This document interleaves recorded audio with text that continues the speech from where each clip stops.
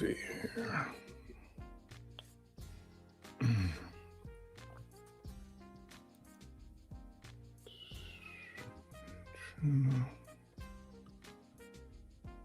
Okay, there it is.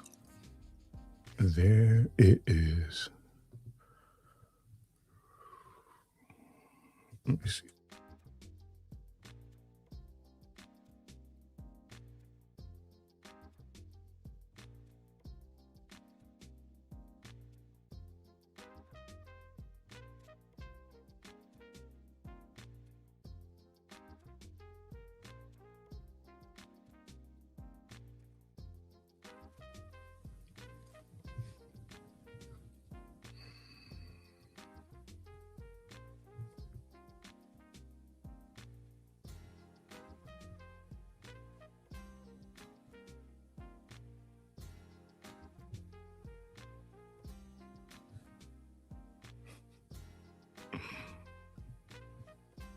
Get that money, brother. Get that money. Hope all is well, Tiz. I got a what's the name? See, you're not modded up with this channel. I gotta. Oh no, you are. Okay, you blue. Just making sure. Just making sure you modded up with that, because I know I got the partners modded up. But yeah, man, have a good day at work, man. Good morning, Teresa. How are you doing?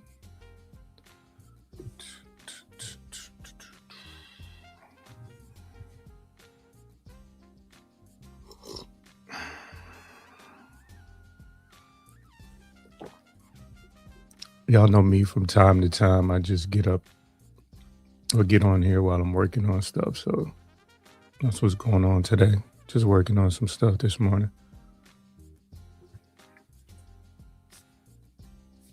Appreciate you. Always good to see Black Anonymous.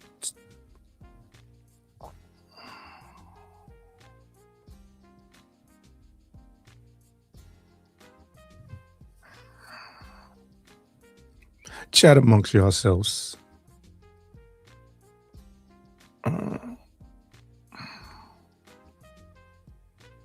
Okay, y'all rolling in. That's what's up. Appreciate it.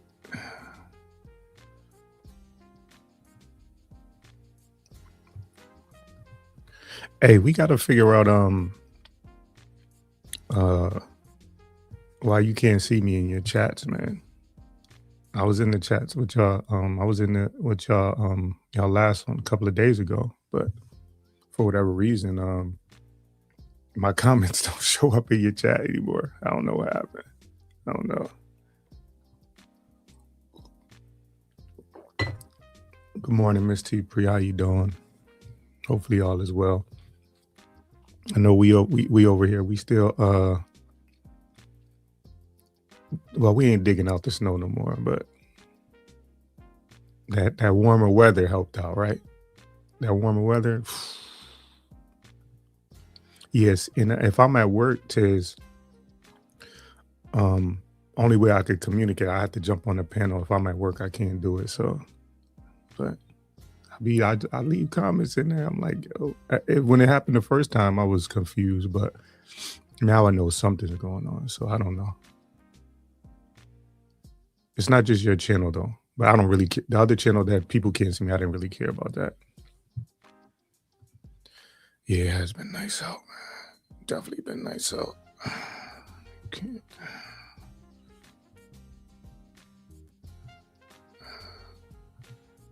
All right, cool.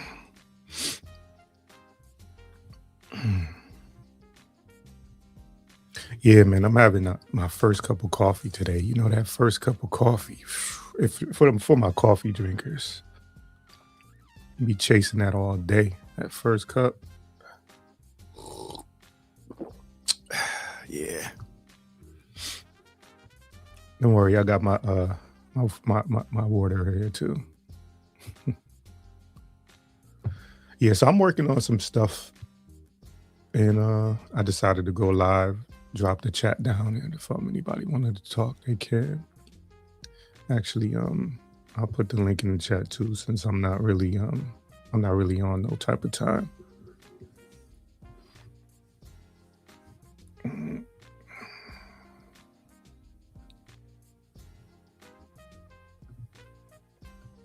Yeah, I'm trying to tell you. I'm trying to tell you. Chasing it all day. Be calling me. Just be calling me.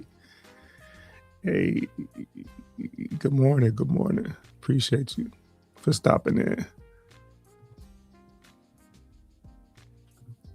I know you said you're sleepwalking right now, so if you've been up all night, you're a night owl like me, and now it's time to get you some sleep. So always appreciate you. Now wait a minute. Why does that look like that? Okay, never mind. Yeah, I'm gonna put it in the chat and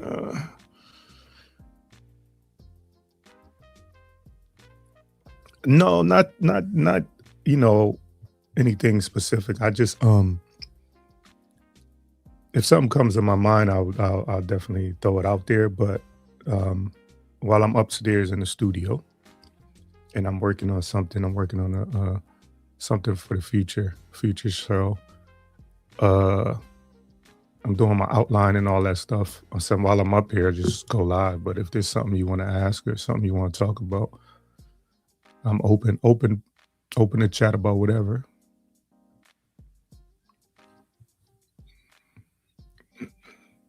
Okay, where did that go? Oh nope, that's it right there.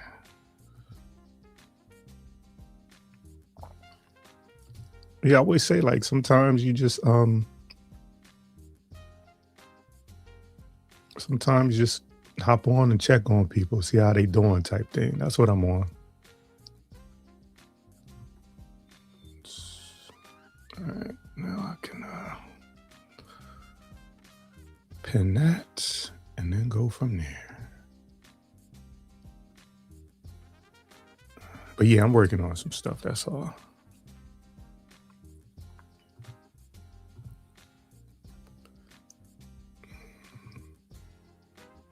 What's good, Stanley? Appreciate you for stopping in, bro.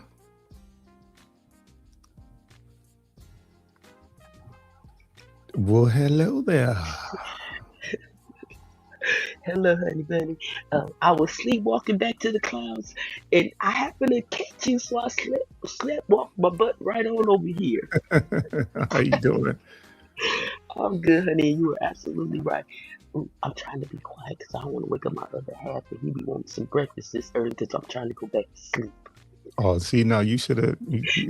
Is that are you trying to evade your wifely duties, Mrs. Absolutely, absolutely. Oh, Been doing almost 30 years. Absolutely, absolutely. I stand on what I say. I told y'all that. hey, listen, it is what it is, right?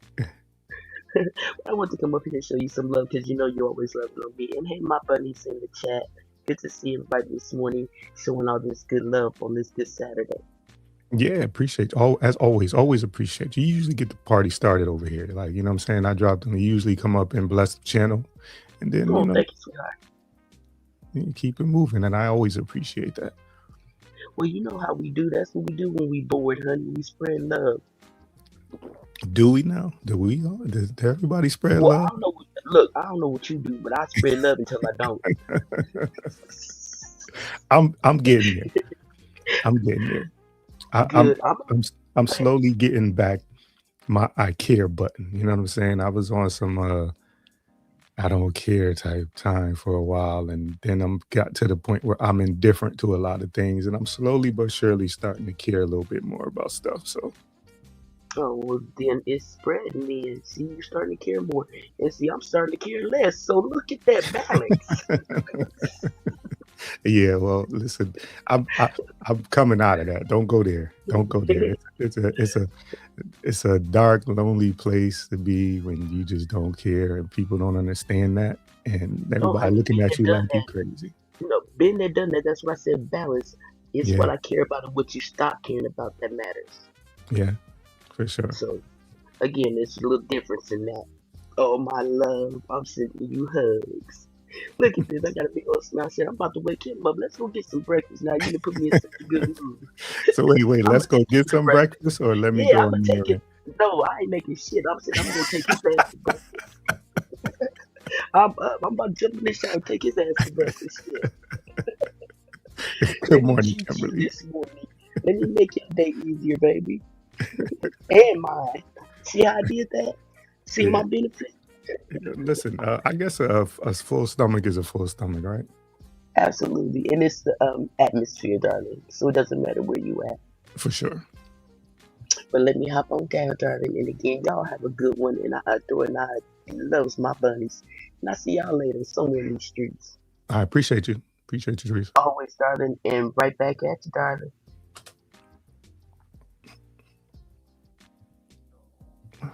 For y'all that don't know, that is HR checking in. She has some paperwork on her desk, and she wanted to go over what's in my files and make sure that I'm putting in the honest days of work. Let's see. Well, welcome in, Lorna. Always appreciate you. Appreciate you.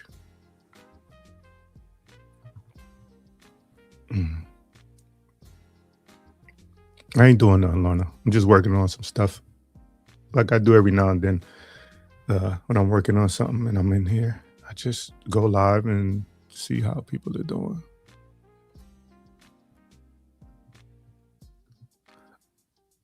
What kind of work do I do? I am a first responder. But that's a joke about the HR thing. That was a joke. She's the HR on my YouTube channel and a couple of other YouTube channels. So that's what that is.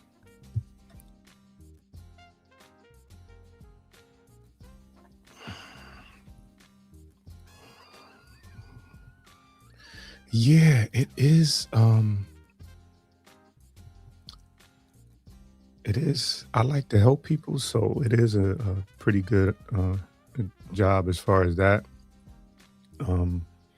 Like any job, the politics of the job is just where you can really get turned off, and it could take some of the steam out of you, and you know.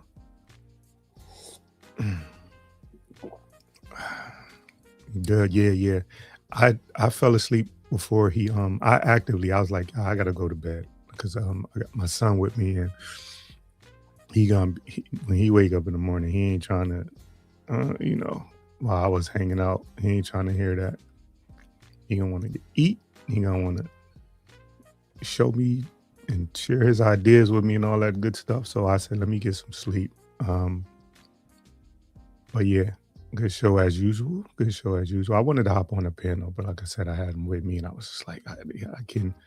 If he needs something, he gonna be yelling for me and stuff. So I was like, let me just enjoy it from the chat, and add my shenanigans. Kimberly, no, I'm not a praying man, to be honest with you. I just, the way I live my life is, this is just the one life we have, and I know there's going to be times where I make mistakes, or I don't make good decisions. I just do my best to try to correct them, and if I did do somebody wrong, I do my best to try to make it right if it's possible. And in general, I just treat people how I want to be treated in general. Do I fall short? Hell yeah, I fall short. But I'm working. As they say, he's not finished with me.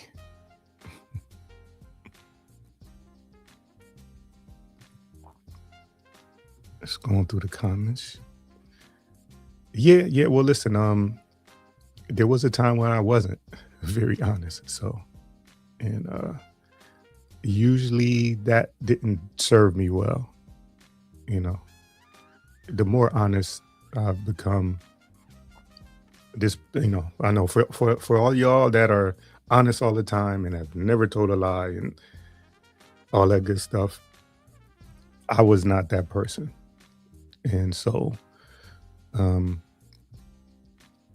But people lie for many different reasons. Sometimes it's just being deceitful, or sometimes you feel like you're protecting somebody, and sometimes you just be like, let me just throw this out there. When somebody asks you a question, you answer before you even realize shit, I done told a lie. And we all have lied to our bosses when we wanted that specific day off. So anyway, I find that it's serving me much better. It serves me much better. It just being honest in the long run, because sometimes honesty can hurt people's feelings, and that's not my intention when I'm being honest. My intention is just to speak the truth, and sometimes people don't want to hear the truth, and they have a problem with it. And believe it or not, honesty has caused some of my more recent disagreements, just being honest. So I don't know.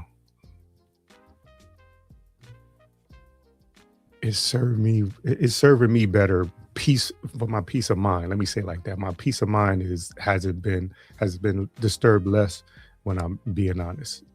Even if initially it doesn't even if initially it seems like it's a problem.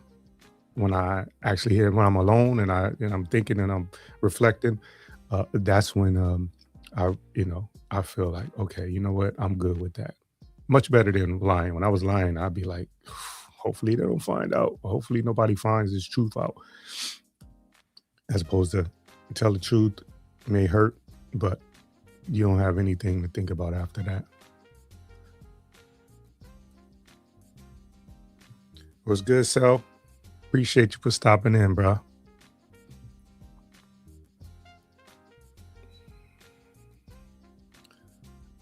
Sal know what I'm talking about, man. When you just say what's on your mind, and you tell the truth as it is, as it sits there, the problems it can cause.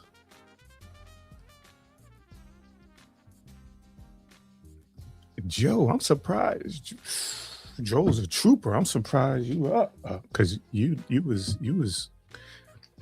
So like, one thing I don't know, is it me? Because I'm just saying, for me,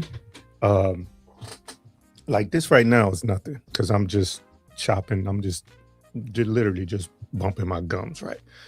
But when I do a show that's planned, it takes something out of me. Maybe it's just me, and if I'm watching the show is one thing, but if I'm participating or I'm spearheading the show, usually when I get off live, I'm feeling a little exhausted. So, Joe, you was hosting. You know what I mean? It's like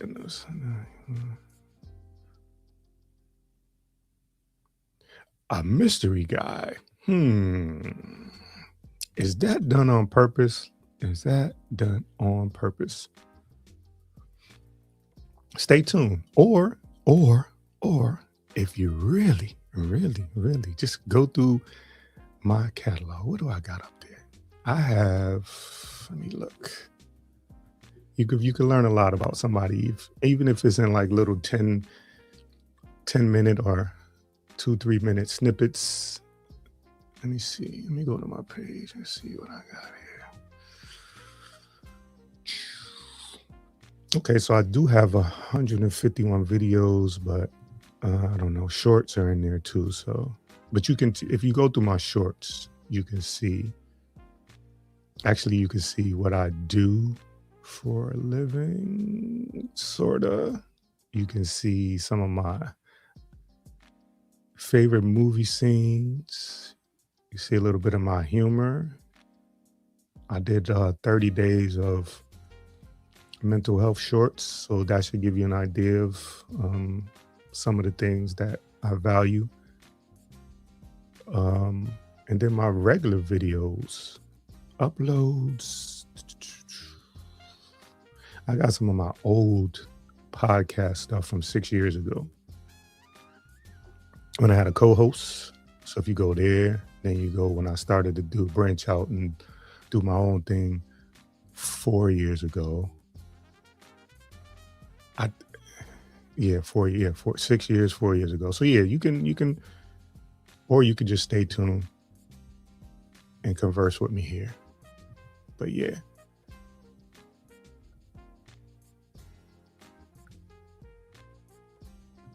Nah, it's not. Hey, it's so many content creators and so many things you try to listen to and keep up with on a daily basis. Um, that it's almost impossible.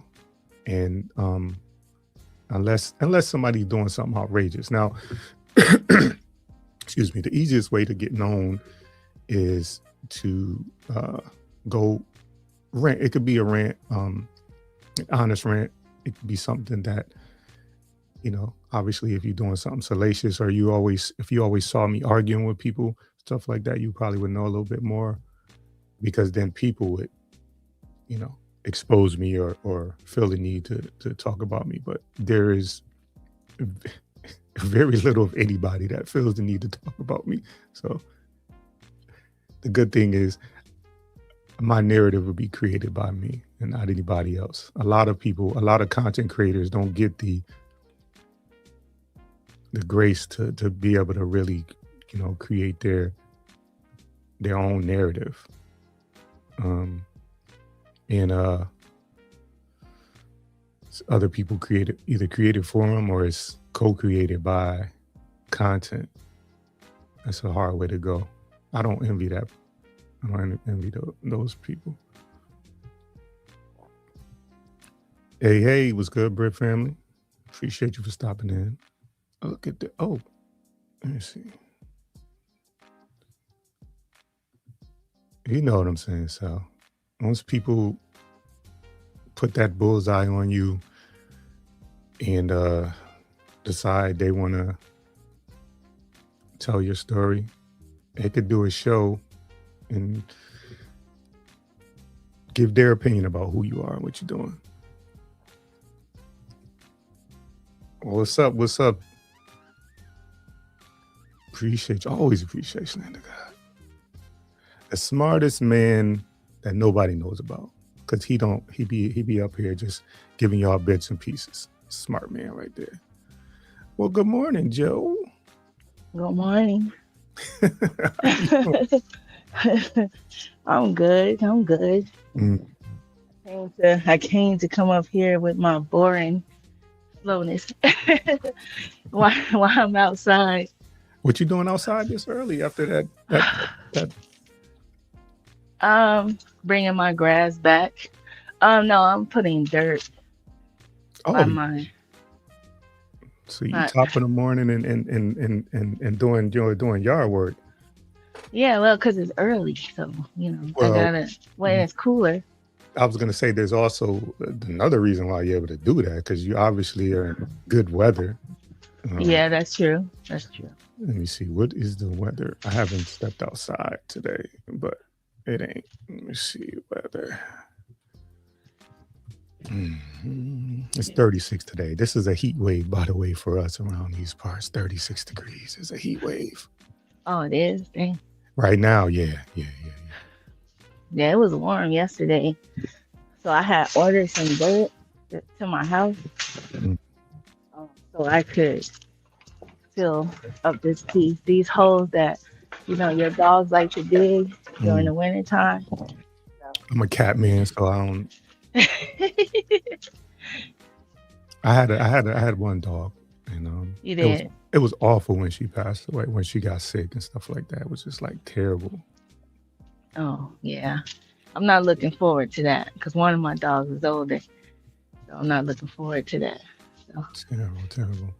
Yeah, Kimberly. Yeah, it's okay to be private though. You know what I'm saying? It's nothing wrong with being private. That if because it's not for the faint of heart, like the way, you really, if you're not private and you do want to share, I would say be careful what you share, but also too, like if you lending money, don't plan on getting it back. They say if you're going to lend somebody some money, even if their intention to plan it is to pay you back, don't feel like you're going to get paid back because you you could get disappointed.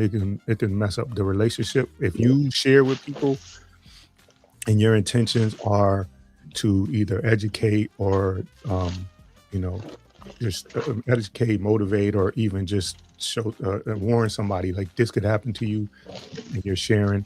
You might not get the reaction back. Some people will. We know this will take it and you know use it against you. So if you are being private and that's your thing, and definitely stay private. The other thing is too, just consider that you do have family and they may not want to get dragged into some stuff. So being Yeah, private. that's true. I think that the that cause after I did my well during my our live stream yesterday, I saw somebody criticizing I saw that. what we were. Yeah, and I was like, that doesn't really bother me, but it was shocking because they've done it like a lot of like it's like they do it consistently and for everything that wherever I'm at or what I'm doing, I just don't understand. But I figured it out. I think it's some people are just either they just prejudice against, certain types of people. You know what I mean? Mhm. So Yeah, I I don't mean, know. no. I mean, look, everybody's entitled. That's the other thing too. You Right. people are gonna give you their opinion, and that's okay as well. I'm not, in life in general, you're not for everybody. You know what I'm saying? Everybody don't rock with you, so just keep that in mind. And if you can deal with that and a little bit of criticism, and if you are going to cam up, maybe somebody talking about your facial features or whatever, if you could deal with those things, then or as Yeah. best you can, then go right ahead. But if like she's saying she's too private, then stay that. If you don't have a thick skin, stay Well, private. Stay private. you can show what you want to show. I mean, some people are very intrusive. They're so curious about you. They want to know more about you than you're willing to share with them. And they, you know, like me, I'm kind of like really truly an introvert.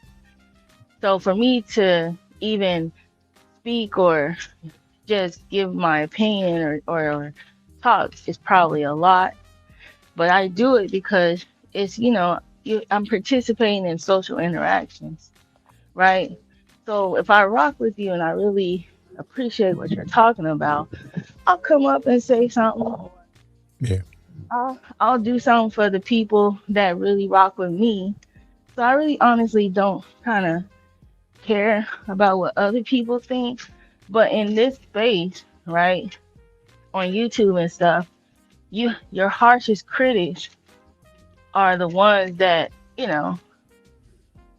are are the ones that kind of don't fit in anyway. So, Yeah. that they really want to participate, but they don't know how. Maybe I could say it like that. I mean, it's easy, and listen, this is, if we being honest, this isn't an awkward thing to do. I know there's a lot of content creators, but this is an awkward thing to do. And public speaking is, I think, the biggest, the most fair thing, or something. I forgot how to phrase it, but people generally don't. And um, the internet is kind of giving people an opportunity to, like, you could speak in front of a crowd of people and not actually be in the crowd, and sometimes it may be a little awkward. And I'm here for the engagement as well, like to like if I wouldn't know, like, you are on the other side of the country, I wouldn't there's no other way I would have had a conversation with you but for these social gatherings of people, and whether we are avatars or we are cammed up. I mean, when you get to talking, you see, oh, people is, man, yeah, we had to kind of have the same experience, like when you guys were doing last night, when the music was playing, and that's what, speaking of that, Bombay's in the house. Yeah, man. um I want to get that, that's what I'm actually working on right now, Bombay. Music is my medication, so I want to get that going with him, because he's a producer, obviously. But anyway, I don't want to get too deep off into that. But hey, just we here, and people that don't like it, they're not gonna like everything anyway. So let them do their thing. Let me just go to Well, some. I think it's because some people feel alienated from the space that people, that they can't disrupt. You know what I mean? So Mm, like, if a lot of people, if people say, okay, this ain't the space for that, you want to come over here, because there's spaces for that. But some people want to come to other spaces and disrupt, and so some people are not with all of that. And so I think criticism comes from just that. yeah. You So, think because like for instance, like space is just it's imagining, right? There's no gate yeah. around this thing right here. Mhm. Anybody, like I Mhm. dropped the link, anybody could click it. If I don't want you here, I won't bring you up, or I'll you come up here and I don't want you up here anymore. I can, we can, control the space in that sense. So it is like a space. Right. But again, if you just having a regular conversation or whatever conversation, whether it's Mhm. political, whether it's about relationship, whatever, like these are things that everybody has experienced in some Right. shape or form. So it shouldn't be hard for you to just come up here, and if I'm on a topic, if you don't know anything about it, you can say, oh well, I don't really know about that. Give me a little bit more information. Or Mhm. if you don't understand, well, you can probe and ask some questions like, what is this? Okay, oh no, yeah, I know what that is. It's easy enough to do that without um going any other direction. Now there are, like you said, there are places where you can do all the above, Mhm. and you go there for that, and you can enjoy it all day. I promise you, I'm as low key as people may think I am, and as nonchalant. I'm in all kind of spaces, and some days I just want some nonsense, and I in my feed will be, YouTube. All you gotta do is look at one video, and they say, "Oh, you like this? Here, we gonna recommend we gonna recommend 10 videos in a row. We gonna give you some shorts. It's gonna be all in your feed." So there's days when I want that, but in general, Mhm. this is who I am. So for me to strike up a live and me to have conversations, it has to be authentic to who I am, and not a show per se. Even though these are shows, not a show. Hey, I ain't seen you in a minute. What's good, Samro? Appreciate you. So let me ask you this: how do you feel about if a person has decided in their mind that they don't like you as a person, right? And they you've been in spaces where they express disdain for you, right? So you decide to go to a space or create a space where you can kind of shield yourself from that kind of drama so that you can be more laid back. And then you have people deciding that they have every right to be that causes um discord and decide that well they should be allowed to be wherever you're at, even if it bothers you, even if it's your space. So how do you handle that? Me personally, because again, I'm actually this one of the things that being in these spaces has made me more like want to connect with people. Where I was when I came in here, I was more like the opposite way, where I didn't care. I didn't really, what I'm saying. Hmm. So um just and part I guess part of it because I'm trying to gain. I'm fascinated by us. I'm just fascinated why we do things. So I'm willing to. Hmm. I'm probably more willing to like kind of see where things go before I say Before you, yeah. yeah. But guard with guard. You know what I'm saying? You got your we'll do light weaponry. You got your taser right there ready to just give a little if you need to. Kick them off. You know what I'm saying? You got your little taser there. You ain't, you know what I'm saying? Nothing, no, nothing that could be deadly for us. You just got your little taser right there. You know what I'm saying? So, Yeah. let me see what Sal's saying. If they don't like you as a person, want to distance. No. Yeah, that is too. That's good. And that's good. If they Yeah. don't like you, they want to, you know, and you as well. Like if you don't want to, Well, like, see, I'm kind of person that like I know and the type of I want to control the level of engagement I have because I only can control myself. that's it. So if I don't feel comfortable, then I'll just kind of it's not like some people say it's running, but it's not really running. If you don't feel comfortable or you made up in your mind that you just don't want to engage in certain things or you don't feel like at some point when you realize that wow these conversations are not going anywhere, this engagement isn't beneficial to me, that's not why I came here, or I just want to enjoy spaces where I could be heard or whatever. It just seems like uh it could, for some it's like a problem, but I don't see it being a problem. Nah, I mean, and again, the main thing you said there is you can only can control yourself. Mhm. Don't know where I heard it from, but one of my people in my accountability, Harmony, she brought it to us in the group. She said, draw, she got it from somewhere, but she said, draw a 6 foot circle around yourself and then worry about everything that's within that circle because that's the only Yep. thing you can control.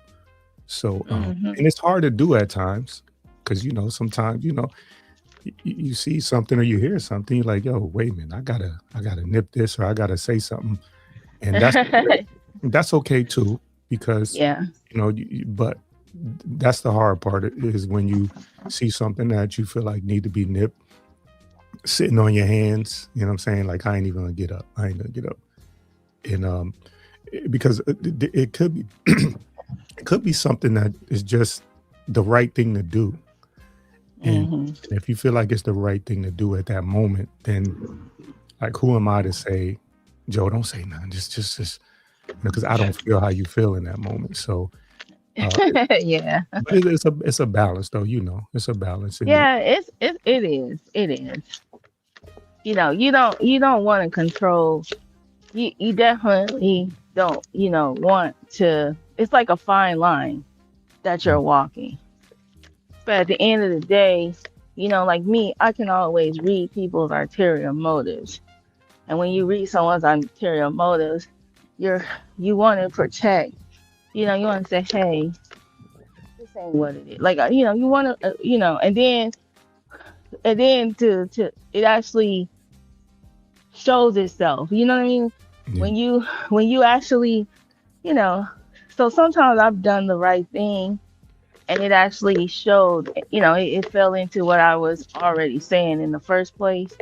But my thing about this space is that people are going to be very critical of you in this space, and you have, like you said, you have to have kind of thick skin for that. But I always feel like if you don't really fully know me, are you really being critical of me, or are you critical of what I'm showing you? Because I control what I show you. yeah. I mean, and that's the fact. What they're going is based off of the aesthetics.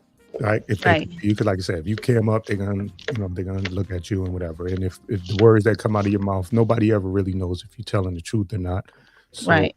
they're just going off based off of what you've said, how you behave when they see you, how you behave in the chats, how you behave on the panels, you know, with the comments you make, like when there are topics of interest, like, okay, Hmm. she's saying about, oh, okay, so she's I'm just making this up. She's woman empowerment leaning. She's more of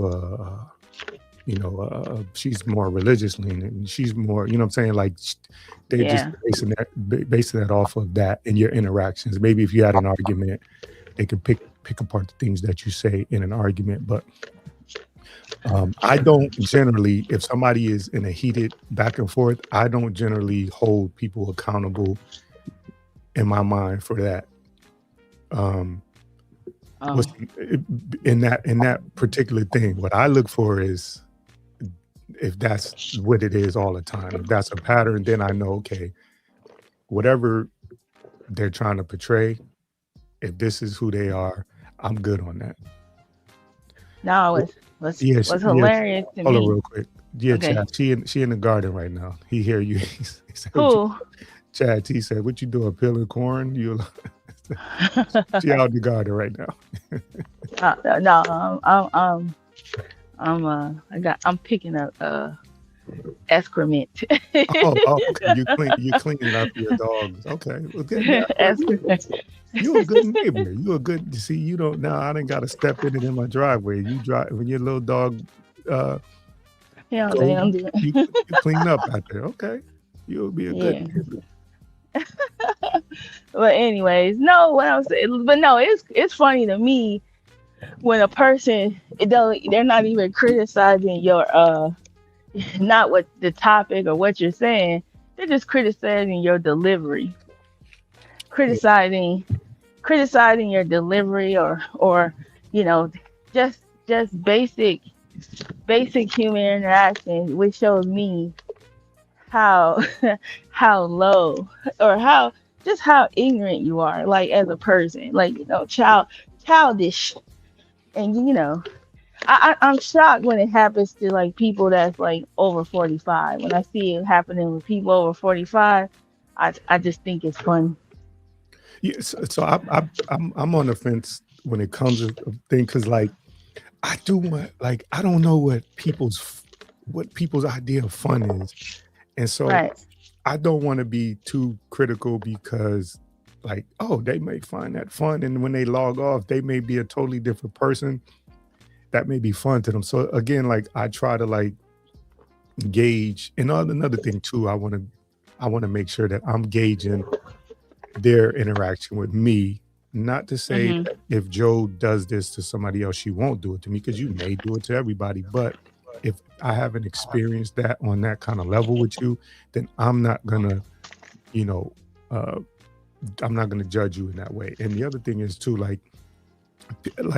so if I don't get me wrong, like I've had plenty of fights and arguments, but in general, this is who I am. So if I got up, if you woke up this morning and you said, "Oh, I was about to say my name, brother's live. Let me go check on him," and I was Uh-huh. out here yelling and screaming, uh, uh, ranting and raving, you'd be like, "Yo, what the hell happened? What is that?"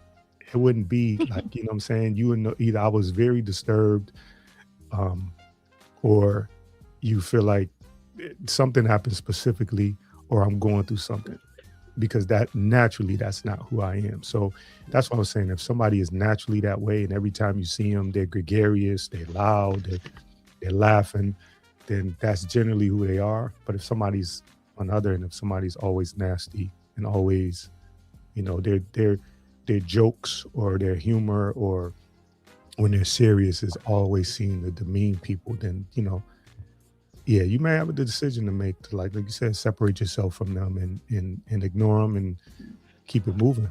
I mean, that's what I would do. Yeah, yeah, I agree.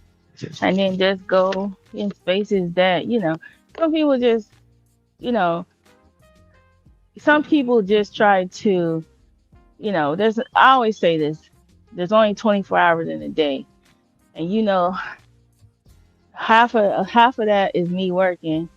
The other half of it is me doing whatever I got to do. Like right now, I'm outside, but I'm on a live stream right now after coming off another live stream last night, right? But I don't stop doing what I'm supposed to be doing, right? Yeah, So what I'm saying, some people, you know, just don't have, they're not, I don't know how to describe it, but in this early morning, I just feel like I feel good.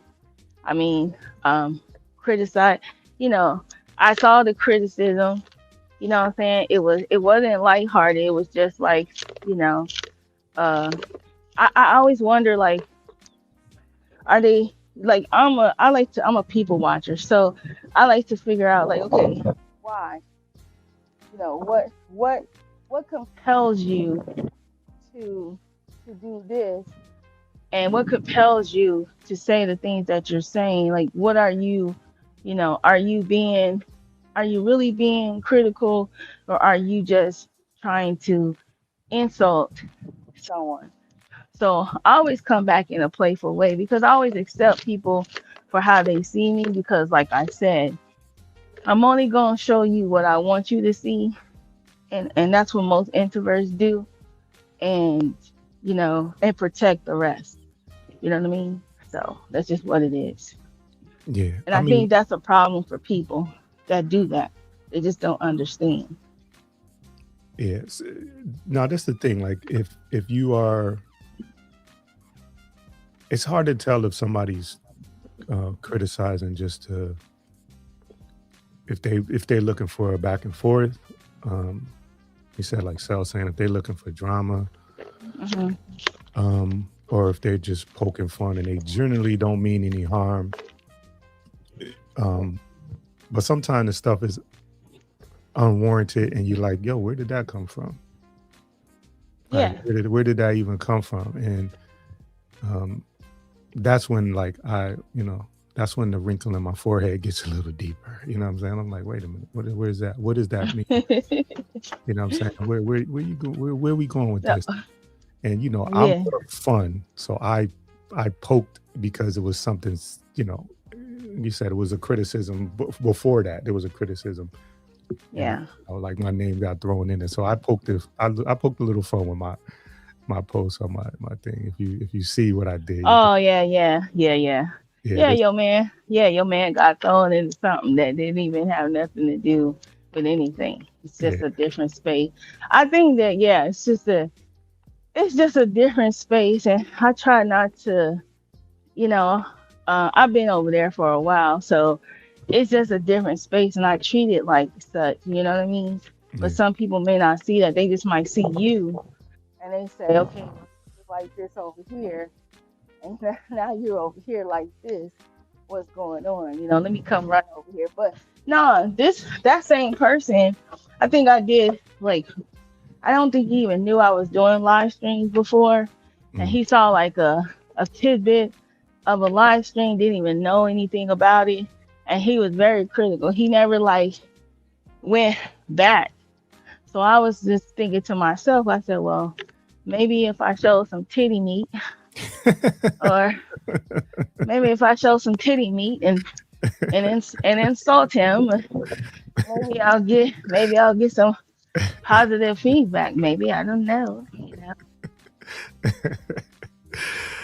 shit. Sometimes, listen, in this space, titty meat goes a long way. I heard, you know what I mean? Listen, I was when all else fails, show a little titty me. You know what I mean? Exactly. Little titty meat do a lot.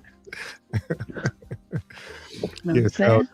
not only with like with the cell saying they don't like critical thinking, but it also like being challenged. So like if you if you do have ideas or you do want to have conversations and you don't expect to be challenged, um, then it's hard to have a conversation with somebody. And people, and that's the other thing too. People have a different way of challenging people, and that's why I was saying listening to people, like you said, if you're a people watcher, listening to and what they and if you feel like they're being like mean spirited and you don't want to deal with that, then you have every right. But if they're generally, I thought the idea when you are having conversations when it's swapping of ideas was to um like attack the argument or the point of view and not the person, not the person Right. personally, not, well, you sound like this or you sound like that. And I get if we having fun, if we having fun, yeah. But if you're actually having a conversation and then you trying to get somewhere, if you're not trying to get anywhere, then yeah, you just gonna say all kind of shit, and that's cool. Well, yeah, there's levels to it. But see, the problem here is that you have people who who who can't engage in the conversation because they don't really understand the conversation or whatever. They just want to be heard. Yeah, And so they'll do anything to be heard, and they'll when they feel like they're going down a rabbit hole and they don't sound like they're making any sense, then that's where the criticism, the personal attacks come in. So, you gotta there's there's spaces where people are very mature, and that some content creators will like, nope, you're not putting up with this. On like I've seen a lot of spaces where they don't deal with none of that. They just like if you come up there on that, they will just drop you down and keep the conversation going, right? But in some spaces, they welcome it. They say, hey, this is all fair game. It's just free for all, and some people that's how they benefit. Maybe it's they're monetized or whatever, whatever. So, after a while that free for all over time, exhausting. It gets boring after a while, because it's repetitive. Plus, I'm using up all my good jokes, you know what I mean? I'm saying my good jokes. It does get repetitive, but you as you can see, some people have the stamina to be repetitive and continue to do that. So I don't, in general, I don't have the, I don't have, like What? my capacity to even listen to it that much is slowly dwindling away. Like I don't even want to hear this shit. Like, But Chad T talking about your avatar guy on the hoodie. You ain't showing not I better not be showing no titty meat, cause if I don't hear showing some titty meat, I'll be in trouble at home. You know what I'm yeah, I guess. I guess. saying? You over here worried about some titty. You don't know. I could have showed some titty meat somewhere, and you just wasn't there to see it. You know Well, what I mean? he's asking for the. He said, "Where's the titty meat show?" I missed that.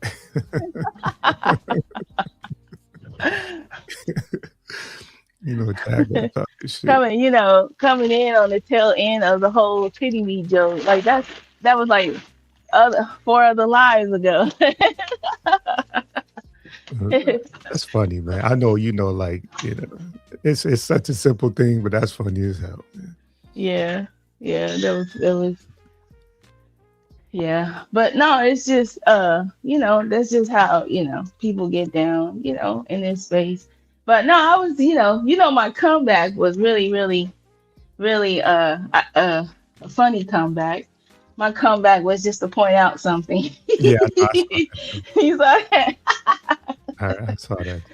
Yeah. I said, oh wow.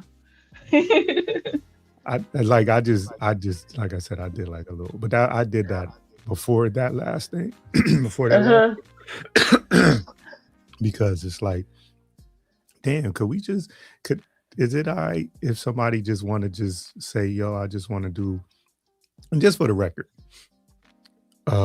boring doesn't mean that you won't talk about current affairs and you won't talk about topics that people are currently interested in.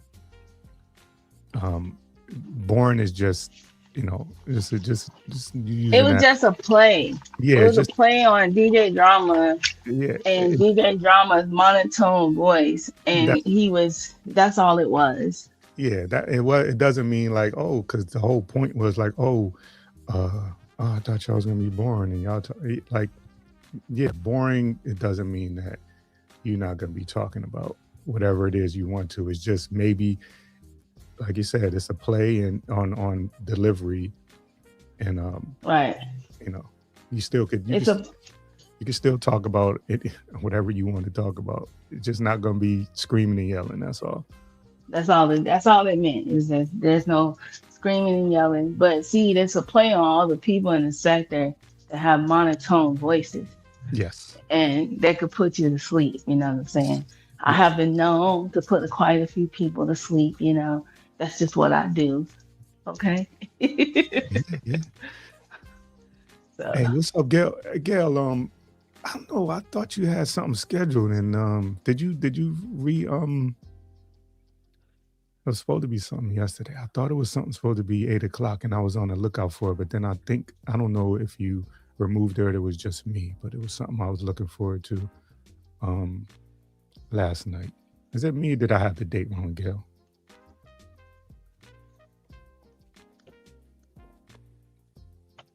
Yeah, that's all it was. It was just the voice deflection. Like you said, we put people to sleep. um, Yeah. all that good stuff. It wasn't. It didn't mean that you won't talk. You talk about whatever you want to talk about. It's just, you know, our voice, our the melatonin in our voice. You know, you gotta get, Yeah. get Our good sleep. cadence, Yeah, our cadence. you can get a good night's sleep. Yeah, relax. Okay, yeah, yeah, okay. Because I was like, okay, she moved it. Yeah, I know I was looking forward to it because it. I was like, okay, girl. So let me put my notification on. Then when I went looking, I said, well, I thought it was something tonight at 8 o'clock. I couldn't find it, and when you came in here, that's you just reminded me, Gail. Gail's around too. I go to way all. I probably go to like 3 or 4 different spaces, and Gail's everywhere. Gail, Oh, Cell is everywhere. Chad T all over the place. Like I be going in places, and I just be in the chat. I'm like, oh shit. Speaking of my accountability partner, Harmony, I was talking about the 6 foot circle, Harmony. I was sharing the 6 foot circle. I don't remember where you said you got it from, but I gave you the credit, but I also said you said you got it from somewhere else. Good morning. well, I'm gonna have to take heed to that 6 foot. I used to say, just give me 50 feet, but you No, can give it's me so six. You can give me 6 feet now. 50. And remember Give the me six 50 feet feet. is a circle around you. It's ain't Yeah, circumference. yeah, You yeah, ain't yeah, even get no closer than that. Don't give them 6 feet. That's a well, that was social distancing. We don't even want them to get socially close enough to us. We want to worry about everything within that circle. yeah, yeah. I like being on here because you get different opinions, different thoughts. I don't really I'm not really like I'm intrigued by other people's experiences and ideologies, but more so their experience. Hmm. People having different experiences than you, and Yep. because I think I said it years ago. I think I was one of the first that said it. Not if I didn't, if I said that Black people are not monolith. So, depending on what side of the world we're from or where we come from or how we were raised or even generationally, that we're all different, so it's good to just hear the difference. Yeah, I mean, and in general, people just like you find, especially regionally, you find people that are similar to you that don't look like you. Don't you wouldn't think that they had the same experiences as you, but in a region, even just the language, right? You from a certain area, everybody kind of talk the same way. Everybody might have the same experience. And I said it, the projects I grew up in, it was everybody. Like Yeah. it was all races. It was mostly black, but it was all races there. So you got a chance to be around. So you wasn't like somebody who'd never seen a black person or never seen a white person or never heard somebody talk Spanish. You wasn't looking at them like, what is that? Because you grew up around it. You grew up around the music. You grew up around their family. Everybody fed each other. You went to the Mhm. I went to the store for all of everybody. There was a Chinese restaurant there, the Spanish store there, an arcade. An arcade is a great place. Arcades and playgrounds as kids, everybody's there playing. There was no. It's just as we got older, we started to go to our corners and say, like, Yeah. if you're this, then you should believe that. If you grew up here, you like there's still division. Don't get me wrong. It's still people that'll say like, like they'll, for instance, like Southern hospitality is something. But like I didn't spend a lot of time down south. My neighbor right next to me, um, in the projects I grew up, Emma, she was an older white lady. She welcomed me in her house all the time. She sent me to the store, let me keep the change. So, and I'm in the east. I'm in the northeast. You know what I'm saying? So Mhm. I don't. So if you say Southern hospitality, that sounds like, yeah, if you come inside, everybody's, maybe they are, but I saw hospitality right in my neighbors. So things like that, terms and things that we use, I guess they had a meaning at a time and place, but hospitality is hospitality. And if you a rude motherfucker, then I don't care where you at, you're gonna find somebody rude somebody is gonna flip you off. Somebody's gonna honk the horn as soon as the light turn green and you ain't move. You're gonna find that. So But I yeah, use that's just like the, I don't know what you call it up there, but in the Midwest, it was always that lady that was selling those icy cups and the mhm. styrofoam cups. Yeah, yeah, yep. It depends 50 on where you cent at. a Yeah, quarter. yep. The icy lady, yeah. Gosh. You go to her house. She had that in her house. Or like now, especially during the summer, they have the carts where they go to the park and they shave the ice and they put the little Hmm. flavors on them and stuff like that. Yeah, that's the stuff like that. Like, are you gonna not buy it because the person is a different color than you, or are you gonna be like, oh, it's hot. I want some, I want a little, I want some sugar in my system. I want some refreshment. I want a cool drink. Nah. So most people don't operate like that, but for whatever reason now, it seems like people are like really, really running to their corner. Yeah. Shout out to you, Harmony. She not only that, because when Harmony was up when I did my conversation with friends, which I want to do more of that. I got a lot of cool people that I'm friends with that I just want to bring up and just talk. It have no rhyme or reason. It's just I want to celebrate them. But when she was up on my when she was up on the panel about, so I'll say about 2 3 months ago, her book wasn't completely out. So her book, the Psycho Food Food Adventure to Wellness, that's on paperback on Amazon. It's called The Cycle. Just passed her real estate exam. She about to go to the UK and do some traveling. So when I tell you somebody is out there just doing it, uh, that's the homie right there, Harmony. She out there doing it. And meanwhile, our accountability group is her and four other guys. She the hardest one in the group. I'm not afraid. I'm not ashamed to say that. The hardest one in the group. Accountability group. Yeah. So I might need a accountability group. If you got listen, all for us. Let me just spell it out for us. You know what Voxer is? It's an app. You know what Voxer is? It's like a CD. No. Leave messages and stuff like that in there. You can leave messages, pictures, and things like that. Um, but we just check in pretty much on a daily. But this is something that's 6 years. So we've been doing this for 6 years. Um, but we check in on each other. We used to we used to meet like once a week and on video chat and just talk, and somebody would get on a hot seat. So for instance, your week would be this week. You'd be on the hot seat. You'd let us know how you feeling, what's going on, what your issues are, and the other four people in the group would give you advice, ask you questions, probe a little bit more, get you to think the problems out and stuff like that. But also too, if you can imagine, we've been doing this every day for 6 years. You get a genuine love for each other, and so that's really what it is. We hold each other accountable in that way, but we've more started to love on each other probably about 2 years into it. So it's been more like a family. Oh, that's cool. Yeah. And she for no reason she got her own cleaning business, right?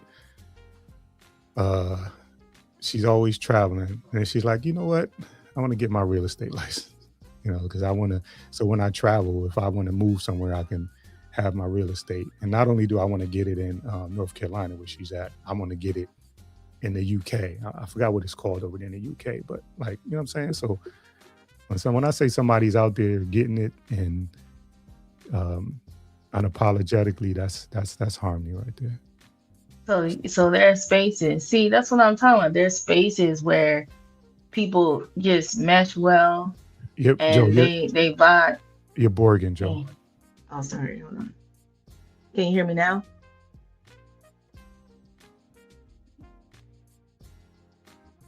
Can you hear me now?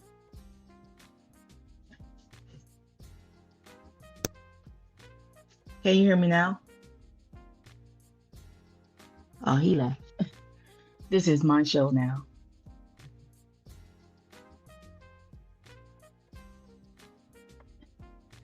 Once again, I have taken over someone else's show.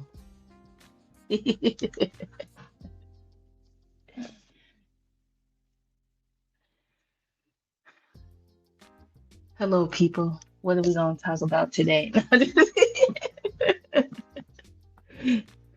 who's doing anything productive today? Are we doing any house cleaning? Are we going outside? What are we doing today?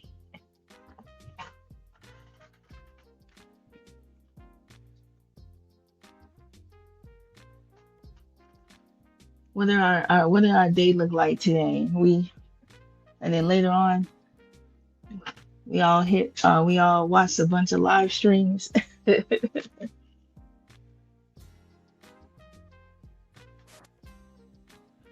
Oh, you're back. Welcome back. Can you hear me? Yeah, I can hear you. Okay. Welcome back. I was like, Joe, you're boring. It was me. Welcome back to the Brother of a Certain Age channel.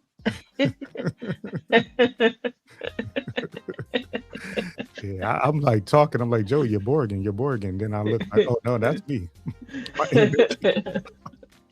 What's up, P? What's good, P? I see you. Are you going in a new direction? I see you took your content down. What's the next chapter, P? Let me know what's the next chapter.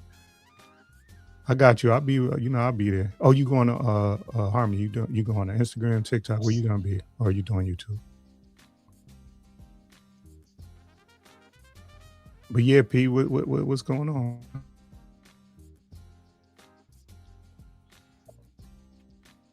Look, listen, I was asking people what their plans was for today. Are they um beautiful Bernice says she's going food shopping, I will be doing that also. I will be heading to Costco today.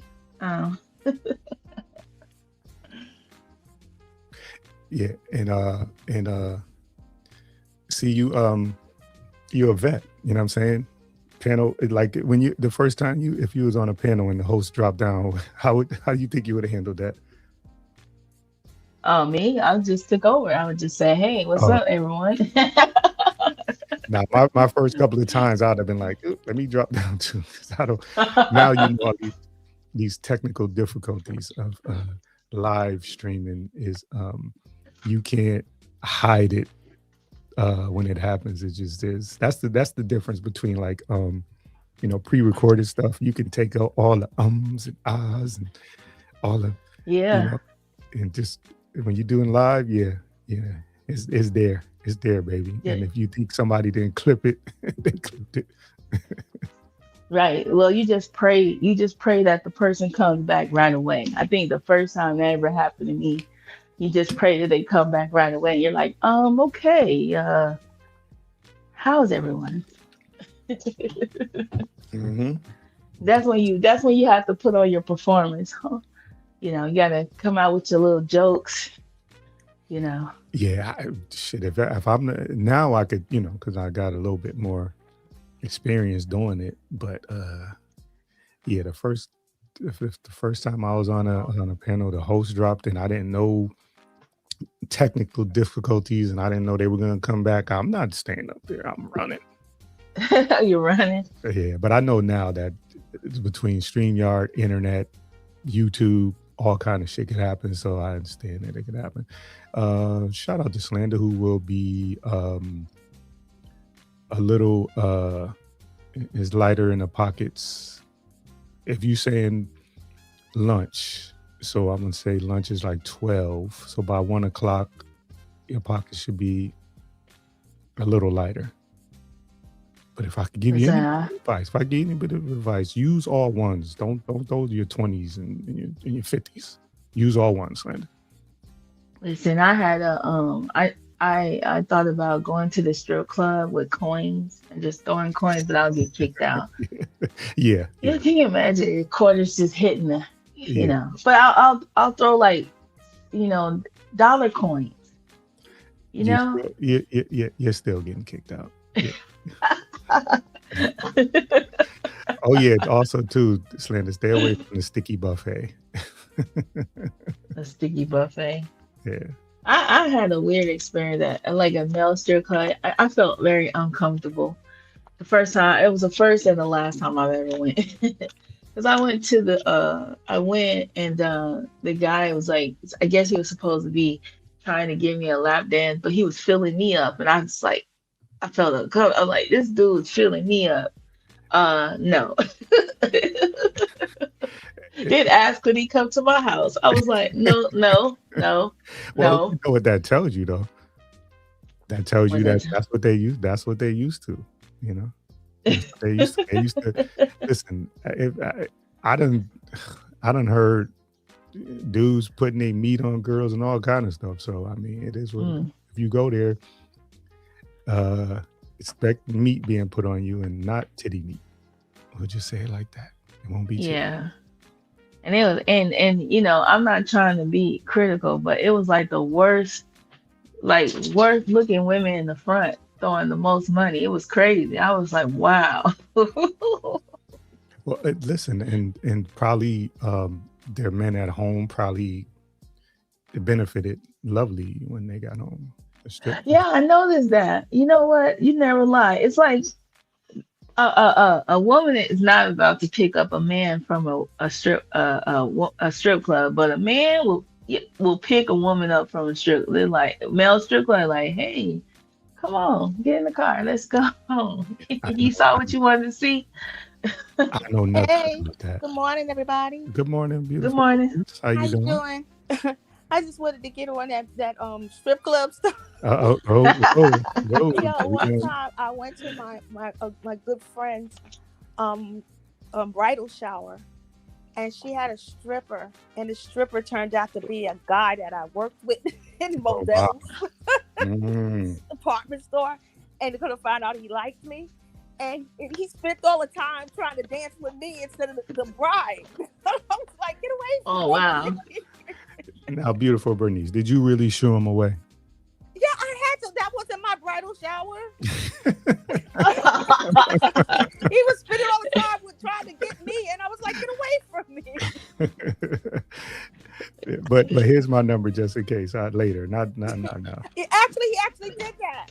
I'll see. There you go. Listen, I had a, So I he had a, left. I He had was a. like, you're gonna let me ride you home. I'm gonna wait outside. I'm like, no, I don't need no ride home. You know. Man, listen. When you find out your boy or your ex is stripping at the strip club because Oh, all that's your friends crazy. tell you, and then you like go and see, you're like, oh my God, really? That's insane. All that time, you was like, you can't even dance. You don't even have any rhythm. What are you doing up here? See, Yo, he was you hot. He remember was hiding it. that Saturday Night Live with that fat guy, Oh, Patrick Chris Swayze? Farley, right? Yeah, they was Yeah, when they yeah, was yeah, yeah. competing to work in Hilarious, that club. hilarious. That was so Chris fantastic. Farley was hilarious. I used to always see him with scrubs on. I thought he was going to that he was like like one of them care because they have those caregiver guys where they have to lift up those older the male patients, so they like male orderly. I thought he was a male orderly. Oh Kind no, of find out he was like a stripper. That was his costume. You know what I'm saying? Just he like was Dr. Love. Yeah, that's yeah, I can't take male strippers seriously either. I just be looking like we just can't. No, I can't. oh, I'm surprised. They are people too. I'm just so surprised that you guys would be so judgmental. They are people too. What you mean, yeah, Kiko too? They're like, and they're over the top. They really are. Male strippers have to like women strippers. They don't perform, but like male strippers, they have to perform. They They go slide. off.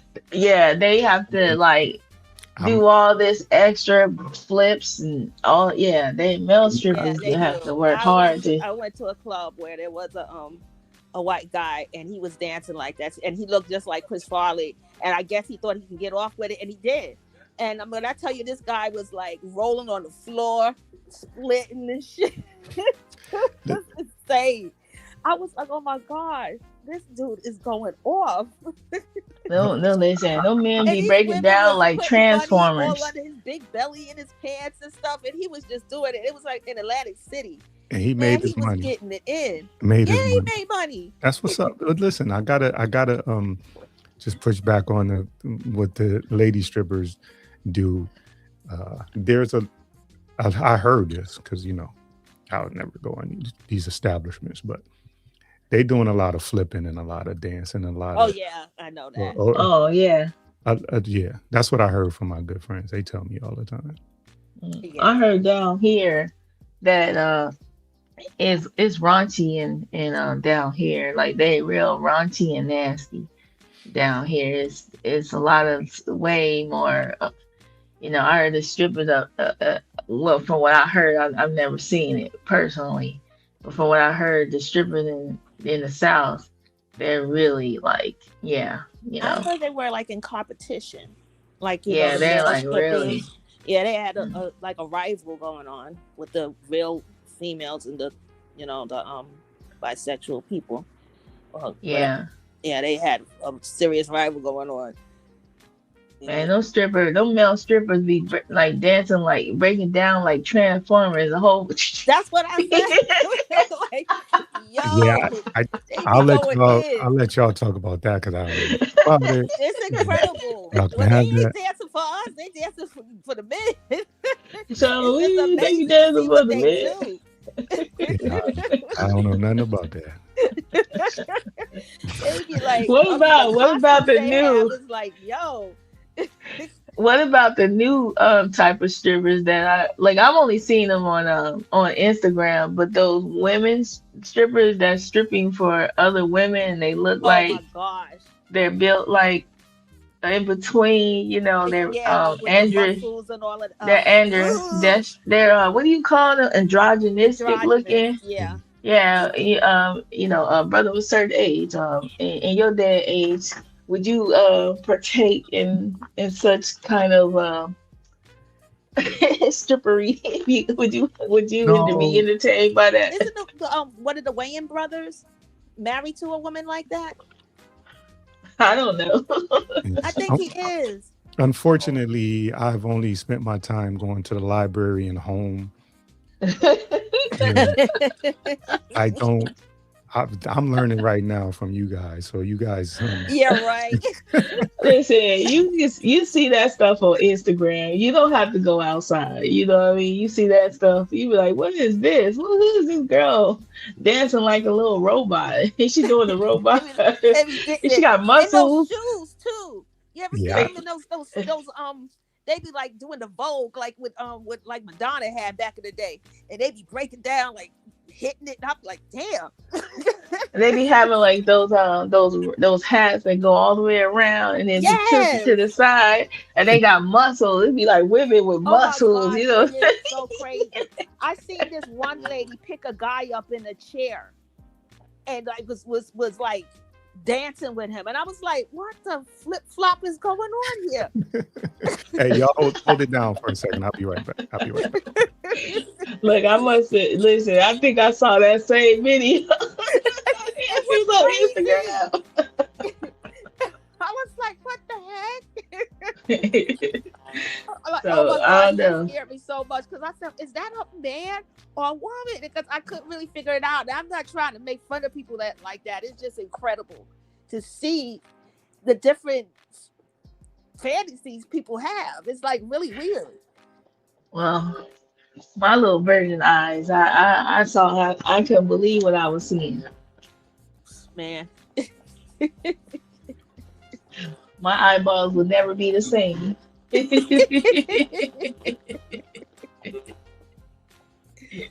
Oh my God. But yeah, that's crazy. Yeah, that's the difference. I've never been to a unfortunate, like I'm not saying unfortunately, I just never had the desire to go to a woman's strip club. I know when I was in college, I knew a lot, like a few female strippers that used to kind of, and I know guys who were like end up dating them, hooking up with strippers, or going to the strip club, but it just wasn't like, some people go like as couples and all that. I mean, nah. Well, I used to I'm not dance into all that. and do gymnastics and stuff like that. And after I had Oh, my children, huh? I thought you about to say, yeah, I almost was. Y'all was No, out here dancing. no, hell no. But I did a pole dancing class to help me get my flexibility back. After Oh, having my okay. last son, because I was 34 years old after I had my last son, and I didn't have I lost everything, and I had to get like my strength back, and that helped me. Oh, okay. Because So I that was was Um, about to fun. say, beautiful birthday. Don't let me find out there's like some Well, old hell to the some no. old VHS tape of you out here. Nah, nah, nah. I went to a class for like 2 months, and it was fun. But I didn't like it because after I got like to the end of it, they wanted me to wear those stupid shoes, and I was like, "What the fuck they got to do with me getting my muscle strength back?" She's like, "This will help your legs," and I'm like, "Nah, honey, I am not doing that. I'm not putting these shoes on." So what the okay, Man, what, thank listen. you. what kind of shoes you talking about? Like the platform high heels, Oh, the clear and I'm heels. really short, so those shoes are hard to control. And I'm like hell to the knob. I was Not really told short. I'm that like 5'4", but I I couldn't was do those told shoes. I was told by a man like a woman don't even have to wear them. Just lay down in the bed with them and just have them up, and then that'll be good enough. You ain't have to walk in the earth. Look, A man told me that once. it don't take much at all. Kind of shoes, I don't. clothes, the I didn't shoes. understand it, and she was really angry that I didn't want to wear the shoes or didn't buy the shoes. That was like a part of the class. We had to go buy these shoes, and those shoes are expensive if you didn't know. You have to get some really good ones because if you get them cheap ones, you're gonna fall the fuck over. And I was like, oh no, I'm like, I'm not doing that. You ain't breaking my ankles. I got a child to raise. you know, You know I got what? time. I gotta go to work. I I got time have for this. some, but I don't remember how I got them, and I don't think I bought them, and I ain't never wore them, Mm, so you don't I can't even remember how remember. you got them. In the I can't closet. remember how I got. You got to bring them out for Valentine's Day, huh? Yeah, I don't Next year. remember how I got them. You hear this, Bernice? I, She don't remember. They magically appeared. I just Fairy can't godmother remember. brother. yeah.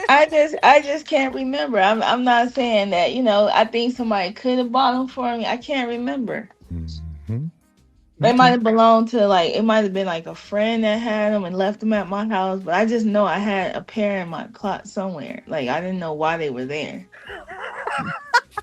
Now it ain't like I like passed out one day and I was like living in snow. Like They I just remember. disappeared. Yeah. Well, maybe your husband was like, saying, "Hey, Oh, I think one of my friends left them at my house. hmm yeah, how somebody gonna come walking in?"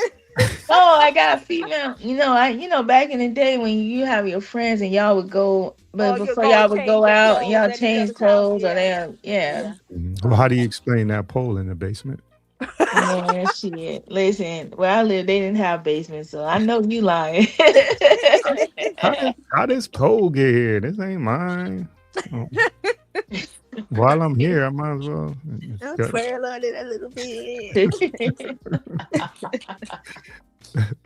There you go. Girl, There you hide these over here. I don't want my man to find them. Girl, women, we just do kind of, yeah. Oh my god. Oh, so you're gonna try those shoes on? I don't. I sent them. I took them shoes to Goodwill. I don't know what you're talking about. What? Them shoes went to Goodwill with the rest of the other shoes that I wasn't wearing. So You know what? I need to do that because I got so many shoes in my closet. It's ridiculous. And you know what? I'm disabled, y'all. I got shoes I haven't even worn in my closet. man, let me tell you something. Like heels, you gotta have like some calf muscles to wear heels. You know what I mean? Yeah, You gotta that is literally very, walk on very your true. toes. Yeah, that's You very know, true.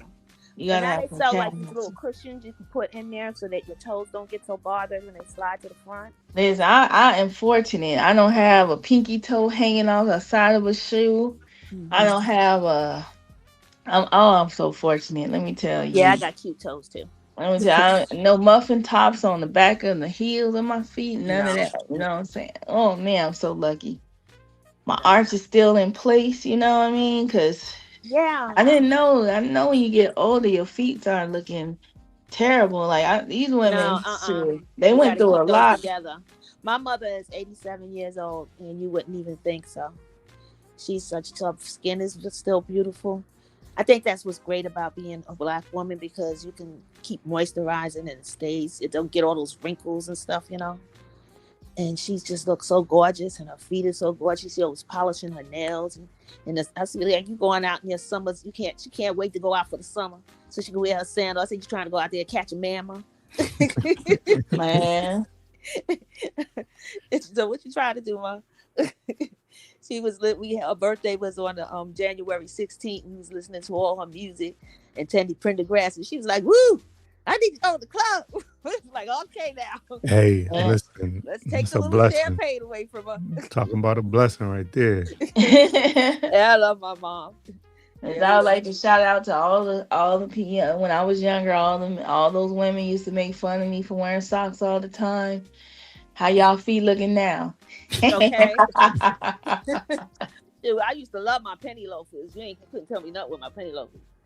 Shoot, that was those and Clark shoes when I grew up in the 80s, and we had the Reebok sneakers and Clark shoes, and penny loafers. You know, we had the real leather shoes. I don't know what the kind of material these shoes are today, and you didn't have to pay much for them. But now you got to pay an arm and a leg just to get a flat pair of good shoes. Yeah, I don't spend a lot of money on like I'll and I'm not ashamed to say I'll go to like J.C. Penney in a minute, give me 2 pair of I sneakers don't blame you. for $100 for 2 pair. I don't really. Okay. Man, I'm looking at these Jordans. I'm like, those the same Jordans that you had back in when I worked in Modell's. They were selling them shit for $35. Oh no, they got Crazy. within 15 minutes, 10-15 minutes of me, there's 2 sneakers, like them sneaker stores where they got them. I don't even know if they're high end sneakers, but they cost a lot. Like, and they trade them and all that stuff. Is that what it is? That's probably yeah. I don't like those places. But I'll tell you this. My arches are too high to be wearing flat shoes. I can't wear shoes. They gotta have some type of, that on the side. You can wear a 3-inch heel. Man, I be wearing if I could, I could. But I'm not trying to. Shoot, I'm not finna fall down. My knees be cracking up. Crack. You know what I'm saying? I can't go any higher than a 3-inch. So give me some Brooks or some Hook. Those are tennis shoes I wear. You know what I mean? I like. Oh, you like the K Swifts and stuff like that? No, the Brooks. Those what is that, Hookah? Oh, I know what you mean. They're expensive, but they're good shoes for your feet. Like especially when you're outside and you're walking. That's what I have. Skechers make some pretty good sneakers too, for that. Yeah, I got Connie's and but I like the sneakers I wear most of the time are running shoes. Like that's what I wear. You have to have a certain kind of foot for a running shoe because I can't wear running shoes. Well, when you go to the place I went, they have you stand on a like this platform, and it like takes the impression of your feet. Then they have you walk. They have you like walk towards them from across the room, and they watch how your feet go. So my feet, I walk on the outside corners of my feet for some reason. Like that's how my son walked, and it's like his feet going outwards instead of walking straight. Yeah, so they got me sneakers that are designed to the way I walk. That's the same thing with my son. Yeah. He used to always have to wear the New Balance sneakers. That's what he had to wear. Yeah, some of them, and I didn't realize they did that. But a friend of mine was like, "Yeah," because I was, having problems because I messed up my Achilles, my ankles, and stuff like that over the years. So he was like, "If you're gonna do that, he gave me the store to go to, and they put you on that. It's like a weight, like them scales that they weigh like a big scale. They're in like a warehouse. They put like." Yeah. It's like that. Yeah. It's shaped like that. It's like a square. Put your feet on it, and it takes an impression. You see it right there on the computer screen. It shows you like where it's warm and where it's like where your feet is putting down pressure. Then she had me walk across, and she like got down like almost laying down on her stomach and watched me walk across towards her. That's amazing. Yeah, she got the sneakers, and they like it fills in the blanks for the way I walk. I could feel it. Like, Let me tell you something. You probably could have kicked ass if you learned karate. well, I did a little bit. I did a little bit of Yeah, my everything. son did jujitsu, Yeah. and because his foot paid attention more to the outside Mhm. than his big toe, he was able to do kicks really good. Yeah, I did Krav Maga, um, and I also trained. I was an instructor for like So arrest so and control stuff like that. So I did a good amount of Mm-hmm. so Yeah. do they call that pigeon toed? No, n- pigeon toed is when your two big yeah, they toes touch each twist in. Yeah, they twist other. in. Nah, it was not pigeon toe. Oh, It's just like when I step down, I don't step straight and flat. I I think they lean call it sloop foot, I if lean I to remember like what my my son. feet. Yeah, I lean to the side with, you know what I'm Yeah, saying? Every time I take a step, my foot rolls kind of like almost rolls. like Yeah, it rolls like it's gonna roll my ankle, but just slightly. It's just a slight little roll to that way. But so your ankles are fused to your foot then, basically. it's I don't roll. I listen. Without those, I roll my ankle on an instant. mm. Yeah, see, I could point my toes down, like downward, like you know, say, point my toes, Like a ballerina. touch my toes, yeah, touch That's my cool. toes. Yeah, I ain't To this seen day, I it could, in a minute. but you know what? That's not fair because and it's crazy because I have long legs, so I could touch, like I could touch my like put my hand behind my So foot. you would have fun doing belly dancing. I did belly dancing also, and Really? yeah, because because if you're saying that you're tall, it's easier to control your bottom torso. Yeah. Hmm. So, I have tall parents. I'm like the shortest person in my family, but I'm like about 5'7.5". Yeah, you I should have try tall that. parents. Is it my sister? She's so I'm the shortest ones out of all my sisters. I'm 5'4", and everybody's like 5'11" and all that. And I'm So like, my siblings are like over 6'2". My dad was like 6'1", oh wow, and my mom is like 5'10", 5'11". So Oh yeah, I don't know what happened to me. Like I just didn't get it. yeah. They get a Like bunch. my kids are taller than me. Like I didn't yeah, get my no. both of my sons, of course, are taller than me.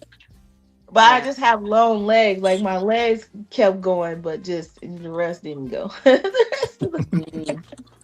Well, you would have been good with like ice skating. Like you see those people that do the low ice skating, be hitting that shit, going around Yeah. that curl. You would have been good for that. But see, it was crazy because I was 5'2" in ninth grade, and then I was 5'5" for like and then I like 21 years old. That's when I became 5'7.5". Like 21. Like I didn't stop growing at 18. I stopped growing at 21. It's crazy. Mhm. Yeah, I was It'd be like done. I my was son. done by the time I Go was. ahead. No, I was saying I was done growing by the time I was 14. Mm. My freshman year, I was 6'3", and I ain't grow since then. Well, every time Like, my did you son, grow he's like your awkwardly? height, and every time he would go to sleep, my son, he would get up and he would be like taller. I'd be like, what the heck is going on here? But sometimes Yeah. he would sleep in the bed all day, and then he'd get up, and it was like somebody stretched him. He's like, I think like 6'4". But my other son, he's 5'11", maybe 6 feet. But it's like they'd come out the room, and then they would be like, what the heck is going on here? It's like, what, you going to the That's Waka factory stretching yourself? how my sibling was. Like he went to ninth grade, and you could tell because at the beginning of the year they have pictures of him at the school, and at the end of the year he was tall. He even had like stretch marks because he grew like so fast. Yes, my son, At the when end of he the year, graduated that's from junior crazy. high school, he was the tallest one in the class. So I was able to get good pictures of him because he was the last boy that came out. So I was like, yeah. Yeah, And he happy too because he was like, "You can't beat me up now." And I was like, "All he does, I was still coming from. He just hold my arms now. He's stronger." He yeah. Nah, my mom, because I did it. I think my growth spurt came over the summer of my 8th grade to the high school. When I got to high school, everybody was like, "Yo, what happened?" Because I sprouted up, over that summer. And my mom just, you know how Martin was in Bad Boys, we was pointing at John Sally. He was looking up at him. And he was Yeah. like, bottom line, I'm not. My mom did that whole, like, I don't give a damn how tall you are. I'll still knock you out. You know how many times I told my sons that? And we believe it. We know we seen You better change your tone. we seen mom get Nasty down. with. We know how mom get down. Hell yeah. I said, yo, you gonna talk to me like a nigga in the street? Okay, let's get it.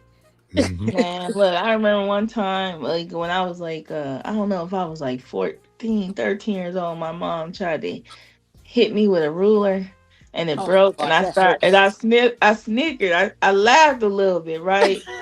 And then she went and she got a shoe. That shoe ain't gonna break.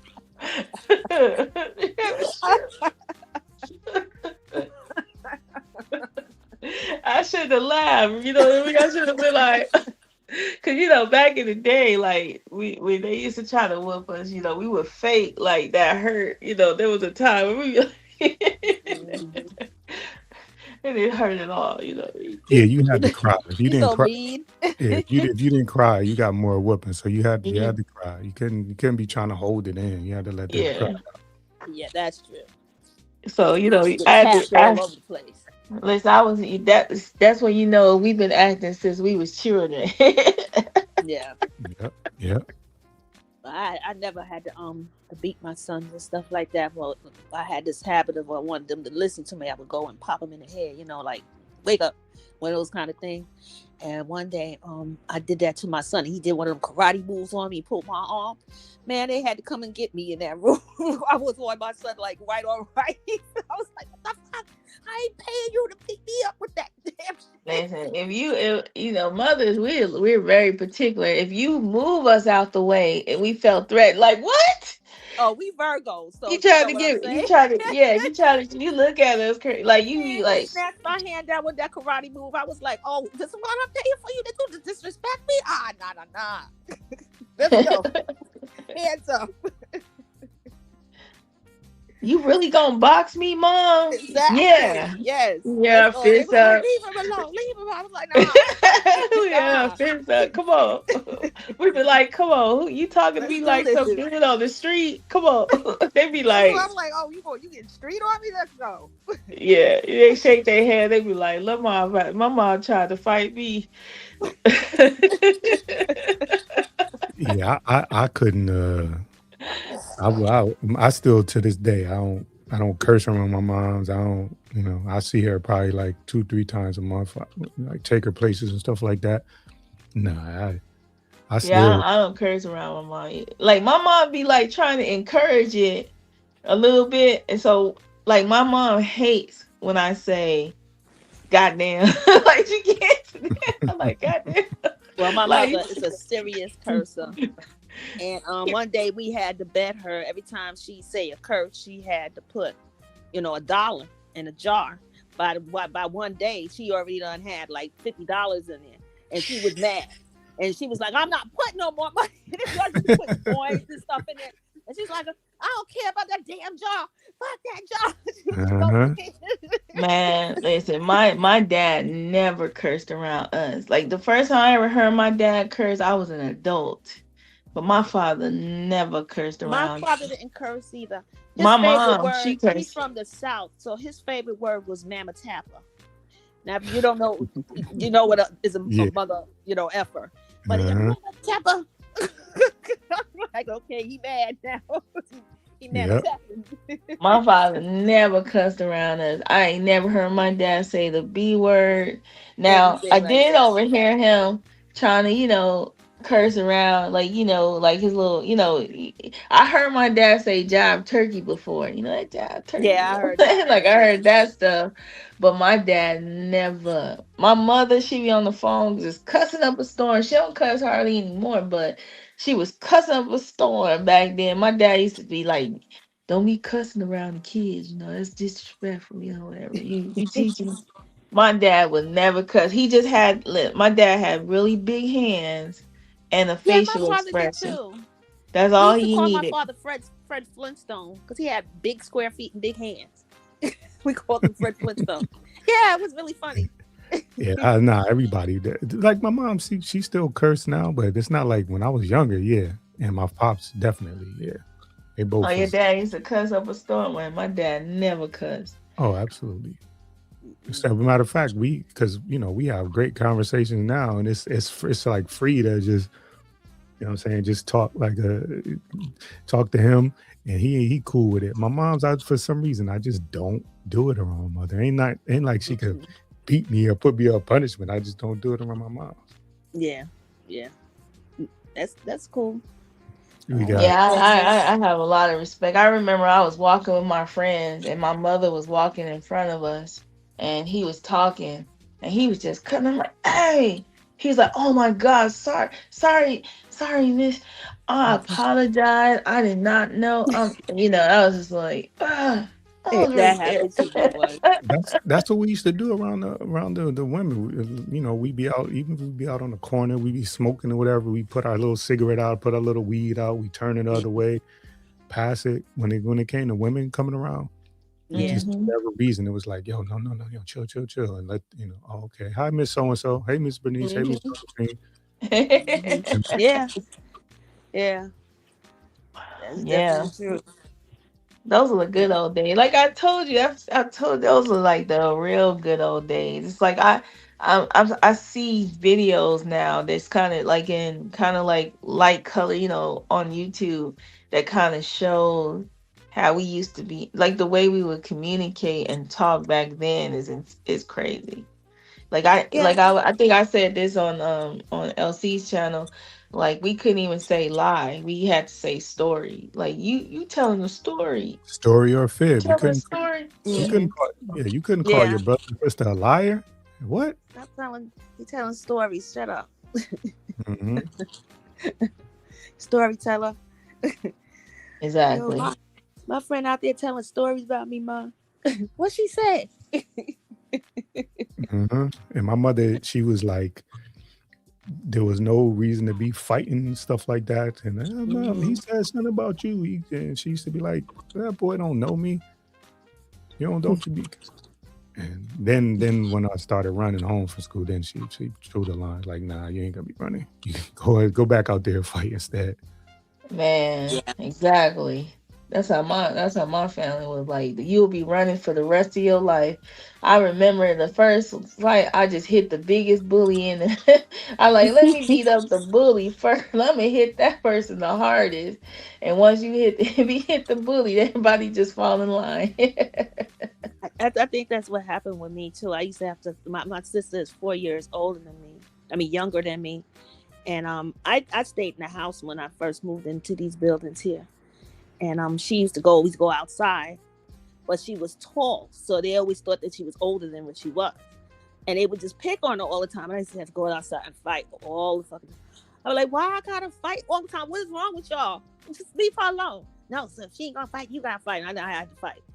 And then they all would get mad at me because I was little, and I was in high school, and but I was in RTCO, getting prepared for the Navy. So I knew how to hit you and how to bring it down. And they couldn't understand that. I didn't even have to punch you. You was just going to hit the ground because I knew where to grab you and how not to, get hit and bring it down. And they would be so mad at me for that. And they just left me alone. Yeah, usually if they saw that you could fight, Yeah, they it leave you wasn't. alone. Yeah, but Man, like I listen, said, I had a lot of practice. Our brothers. So going outside was easy. You know what I'm saying? Yeah. Like you be fighting your brothers. Oh, you can't, you know what I mean? Like, oh like, yeah, but that's a girl, I don't wanna no, you be fighting your brother. If that girl hit you, you better hit her back. hit her back. Don't let nobody hit you. You better hit them Yeah. back. Exactly. I knew I could fight. One time I was like standing on the stair, and this is like I was around like a bunch of young girls, and I was like, this is what the time when I was like a little roaster myself. I was like, that's when I was like 13, and this 16-year-old boy sucker punched me in the face, and I ain't never been hit that hard. But let me tell you, I Ow. mopped that boy up. That's when I realized I could fight. I mopped that boy up. I like to the point that somebody they were grabbing me to try to like I just kept swinging like I didn't stop. I ain't never been hit that hard in my life.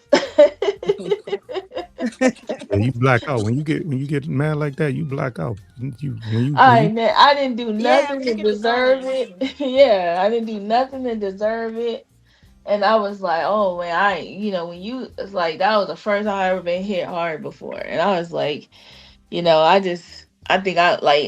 think I all I know is the boy was just running. Yeah, that should tell you what you was looking like. You must have looked crazy, like like possessed. When I don't know about y'all, when I used to fight, I used to black out, like all the way out, and then My when son, are you an Aries? nah, Taurus, Oh yeah, Oh, that's that's just as even bad. worse. That's just as close to Aries. Y'all black out and go for it, yo. and My then son is an everybody Aries. was telling me what I did and what I was saying, and I don't remember none of that. I just Yeah, blanked out. So that's the same with my son. Y'all, Taurus is right after Aries. That's the Ram and the what is it? I'm bull. Yeah, Yeah, yeah. Y'all go at it.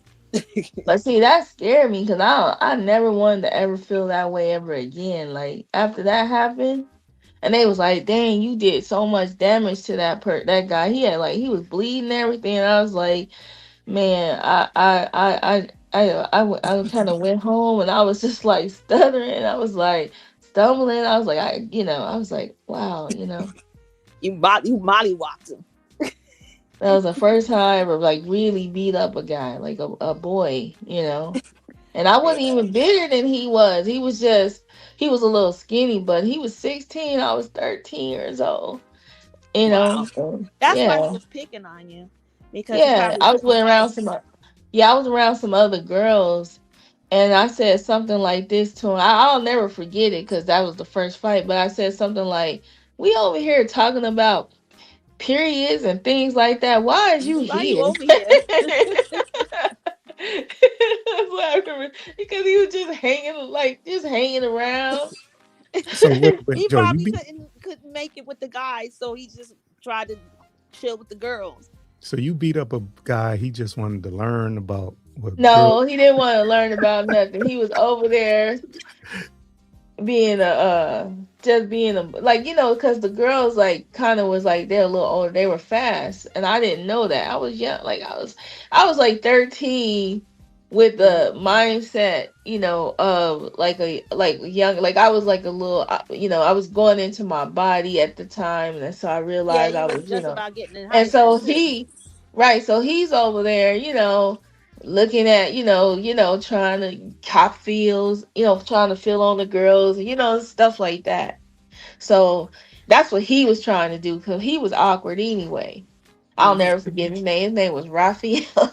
Yeah, he Oh needed my his ass. gosh. He needed his ass. But good for you, Joe. I think the Unfortunately, first guy I ever hit, his name was Red, and when I would go to the laundry, every time he would see me, he would punch me in the arm or something like that. And I said, this time I'm gonna punch him in his face if he do it again. And I had a roll of quarters in my hand. oh shit. As soon as I walked in that laundry, he go pow right on my fucking arm. You know what they call that rabbit punch?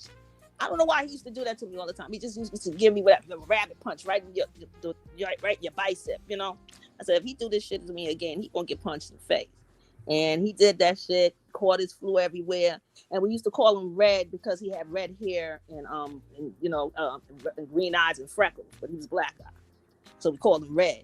Man, he was definitely red after that. And he left me alone. And I recently saw his mother around Christmas time, and she said, "Red be asking about you all the time." I'm like, why? Every time he see a laundry man, he probably get the twitching and all kind of stuff. Like, Man, that roll quarters hurt my fingers, but I just went at it. I said, pow, right in his face. I was like, you punch me one more time, I'm gonna fuck you up. He was like, all right. I came back in the laundry and he punched me right in the arm. I was like, wham. yeah, unfortunately, back then, I don't know now because I don't know for sure what's going on. My son's only 7, so I'm it's a whole different thing. But Unfortunately, boys back then we were raised by um, not the parents. Once you got outside, you got around older boys who didn't know what they were doing and what they were talking about, and so we was taking on that at 10, 9, 10 years old. We learned it from 16, 17-year-old boys, what to do and how to interact around girls, and it Mm. usually was like ass backwards and borderline like you going up and touching on a girl's butt and stuff like that. Yeah, like you can go Yeah. to jail for stuff like that, but we didn't. Yeah, go over there and go over there and talk to that girl. Go over there and touch her butt. I'll give you $1 and stuff like that. And you like 7, 8 years old thinking that shit is funny because you're gonna get $1, but Yeah, you you got start. more than that. You got punched in the face. 'Cause that's what they used to do. They used to grab when the girl, when we were, and some of us started getting our breath, like, like, our chest was, man, like, I was like, all of a sudden, I don't even remember wearing a training bra. I just remember just I going don't straight to a bra. And then you in school, you in ninth grade, and some boy walk by, and Mhm. so I was like, what I'm saying? And I was punching them. I was like, right in Oh the my chest. God. Yeah, and it gotta get. If, unfortunately, if it don't get checked, you see that shit Yeah. go away. Somebody got to be checking them. Yeah. And most of the time, it was the girls that was checking the boys, checking us. You know what hmm I'm saying? Okay. Walking around talking about something. And I was in, like, I ran track too, so we couldn't wear like we weren't, everybody had to wear their uniform like the same. So you can Mhm. wear a t-shirt under it. So we had to wear a sports bra because you can't, I was Right. on the relay team. So on the relay team, everybody's shirt has to look the same. Couldn't Hmm. have nothing. So, and two of us, we had breasts, and we're like, man,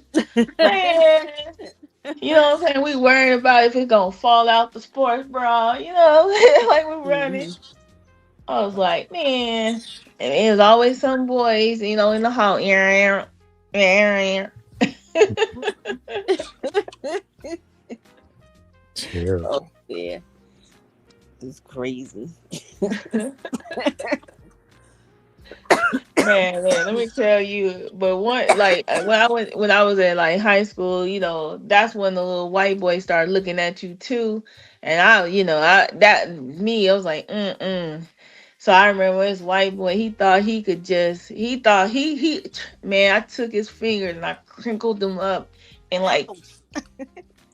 twisted all his little fingers out and just pushed it out. He never tried it. And you see, that shit is universal, right? Guys, Yeah. boys getting taught this nonsense is not a, it's not a He felt specific thing. I don't know what made him feel comfortable, but I took them fingers and I just twisted them all up. He was like, Um, "Ah."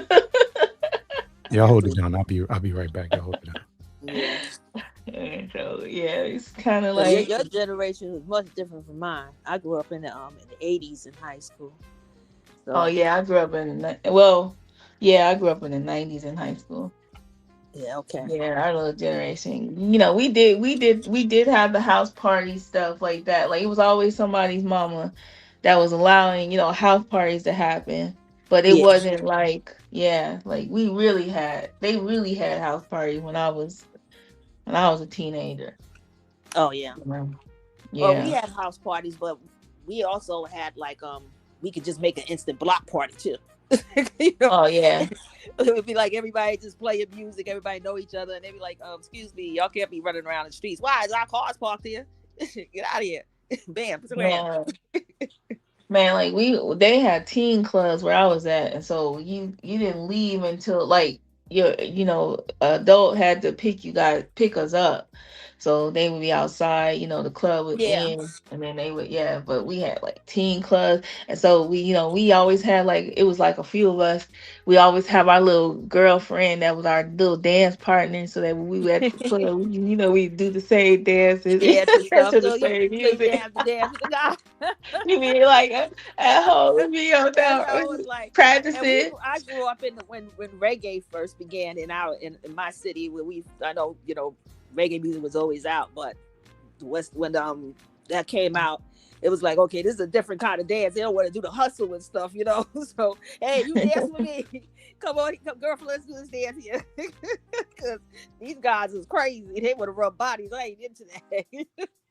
They said we was like, I see those old videos of either like we were double dutch, we were jump Yeah. roping, doing double dutch, or we was like dancing. It's always like it was 2 or 3 girls, and then like I had my little friend, and me and her, we be practicing at my house. We practice her house, and then like we'd be at the basketball court doing our little routine, and people be standing around like, oh, and then there was always a group of little boys, and then it was like 2 boys, and they would be doing their little routine, doing their little dance, their little kid and play shit.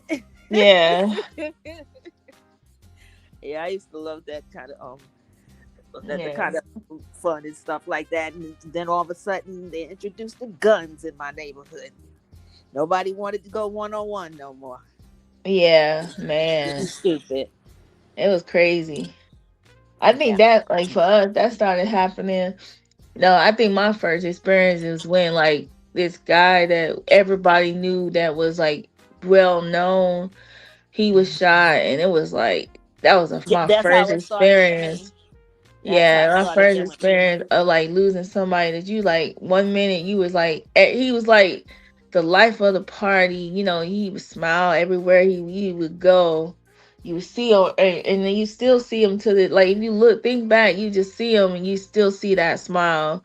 And then it was like, it was just so dark. And he had a really big funeral. Yeah. So I think that was my like first real experience when I realized that that's what guns started coming in those areas, and people were just these young people started getting them, and they were just very those young men would like when they get angry, that's the first thing they would get. Yeah. My first experience, I remember when we was all sitting in front of my building, and this guy that we used to call Blue, because he was real dark, and they used to say, damn, you blue black. So we used to call him Blue. And he came home from living in going from North Carolina, and he was like, hey, I'm back home from my father's house, I'm here to chill, but I'm gonna go around the corner and say hi to my mom, because he had just got off the train, and he walked up the block and passed our house first. He said, I'll be right back. As soon as he crossed the street and went around the corner, we heard bam, bam. Blue never made it home. They shot him. I was like, what the heck is going on out here? That was my first experience. And I was like, yo, I was scared to go outside after that. And we got shot by a correction officer that was mad that he was trying to run a light, and Blue was trying to cross, and they got in an argument, so he shot him. Wow.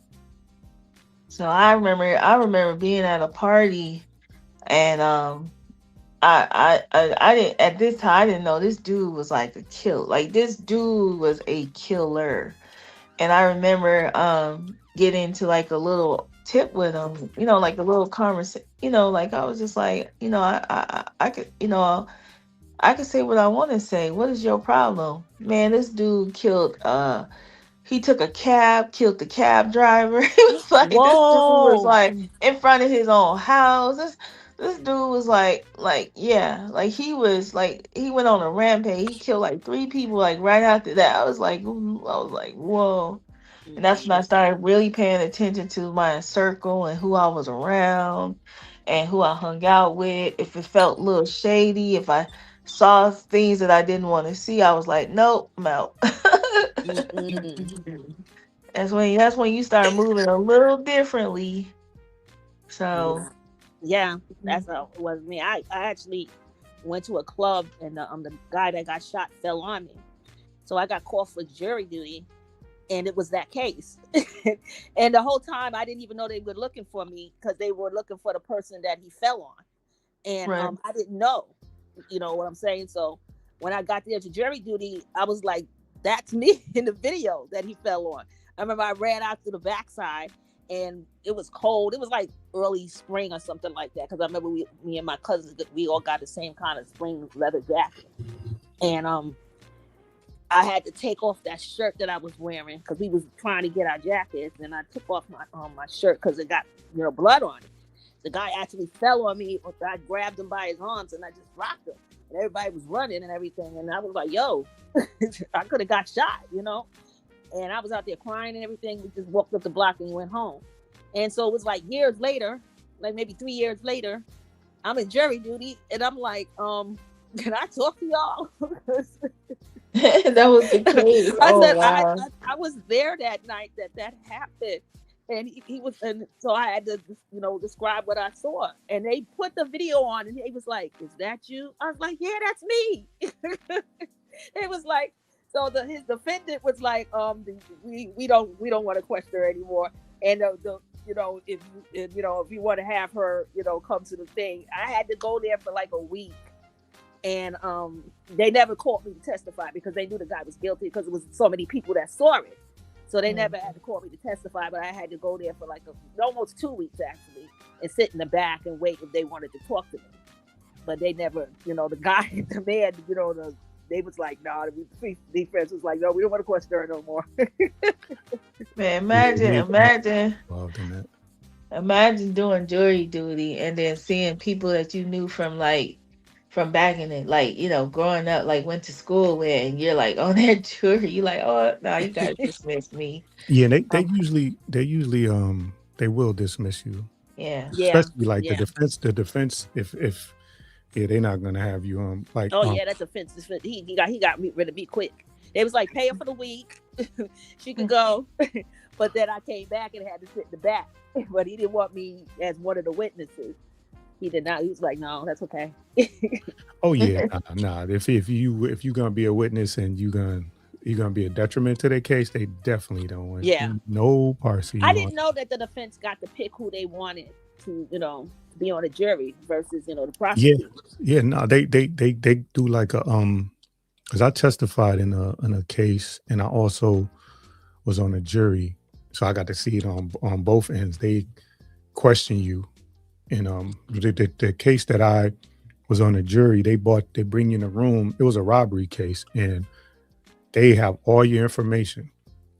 So they had the prosecutor and the defense attorney asking you questions while you're on the stand.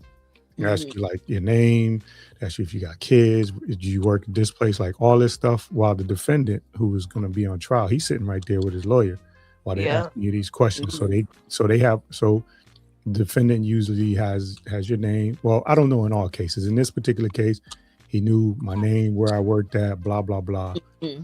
I didn't know who he was, but yeah, they question you, and then they decide if you're going to be on the jury or not, or if you could be an alternate. Yeah. And then in the case that I testified, it was an essay case that I responded to, and I was the first person to interview the victim. So they but the defense ended up having me testify because of what the person said, and what actually happened was different, or she, you know, changed her story or whatever. But I went to the court for like a week, and I thought it was going to be on the prosecutors. I thought it was going to be testifying for the prosecutor, but at probably like maybe the day before the last day, she told me that she wasn't going to have me testify, and then the defense attorney said, "I'm going to have him testify for me." So.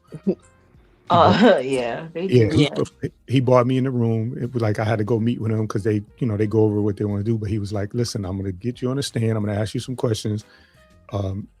Only answer what I ask you. Only answer what I ask you. Don't try to elaborate if I don't ask you to elaborate. Because if you do, I'm going to destroy you on the stand." Those are the exact words. I'll destroy you on the stand. So just answer the questions that I'm asking you. Because, and that's what I did when I got on there. Yeah. It was clear cut because I, like I said, it was, I was the first to interview the young lady, and I wrote a report on that. So they wanted to go based off my report. They interviewed what she said and how I found her and stuff like that. So yeah, well, not just saying that, I could see what it makes sense that they wouldn't want me in the jury. No, because since I was part of the scene and everything. But the whole thing was, I really didn't even get to look at the guy. I saw what he had on and everything, but he just walked in like a vigilante and had his legs spread and pow. Yeah. I was like, what the fuck? Yo, and everybody ran their separate ways, and they left me there with this man in my arm, and I was like, help me. That's crazy. I've never experienced anything like that. It was very scary, and I was like, I didn't go out to clubs for a long time after that. And that's how you dealt with it. You just said, I'm not gonna go out, nothing else, right? You just, and ain't that strange how you were like that? That was like my first time even really going to a club, because I just turned like 20, 21, I think it was, or 22. I didn't really party that much. And I think I was like 21 or 22. And you're in there and everybody's drinking, you able to drink and shit, And I'm like, yo, that had to happen all my life. The first time ever going to a club. But I find it like strange that just became a part of your life. You know what I'm saying? It didn't, you know what I mean? You still lived in the same area. You still went about your business, still went to work. You still, you know what I'm saying? But that's like a footnote. And that's actually a traumatic experience. Yeah. It really was. But I just went on, because it got to the point where so many of my friends were getting shot. And it was all because, they were dealing like the Long Island guys and stuff like that, and Bensonhurst guys like that. They were dealing hard stuff. They were dealing cocaine. But when you was dealing that stupid ass crack, they was getting dumb with it. It was like it was like they was delivering the stuff to them, and they was like leaving guns and stuff on the corners for them to pick up to handle selling that crack for them. And it got really, really crazy with that, because it was, they dealt with the big stuff and we dealt with the little stuff, and they started killing each other over this stuff, and they was giving them the guns to do it. Did you think they could afford to buy all those guns and stuff like that? It was ridiculous. That crack was crazy. Yeah, that was insane. That thing, that era decimated. I mean, I'm talking about decimated. Yes. And the neighborhood, the people. I'm talking about everybody was like, mailman was on it, people's mothers. Yes. It was everybody. And they was getting people hooked on it, and then they were like, they'll have like crack parties where they would like have the drugs laying around, get them hooked on it. Next thing they know, they became customers. I started seeing that. I was like, you go to a wrong party, they had them drugs just laying on the table, and then people just, and laying around looking like zombies and stuff. I'm like, yo, like that movie New Jack City, that shit was so real.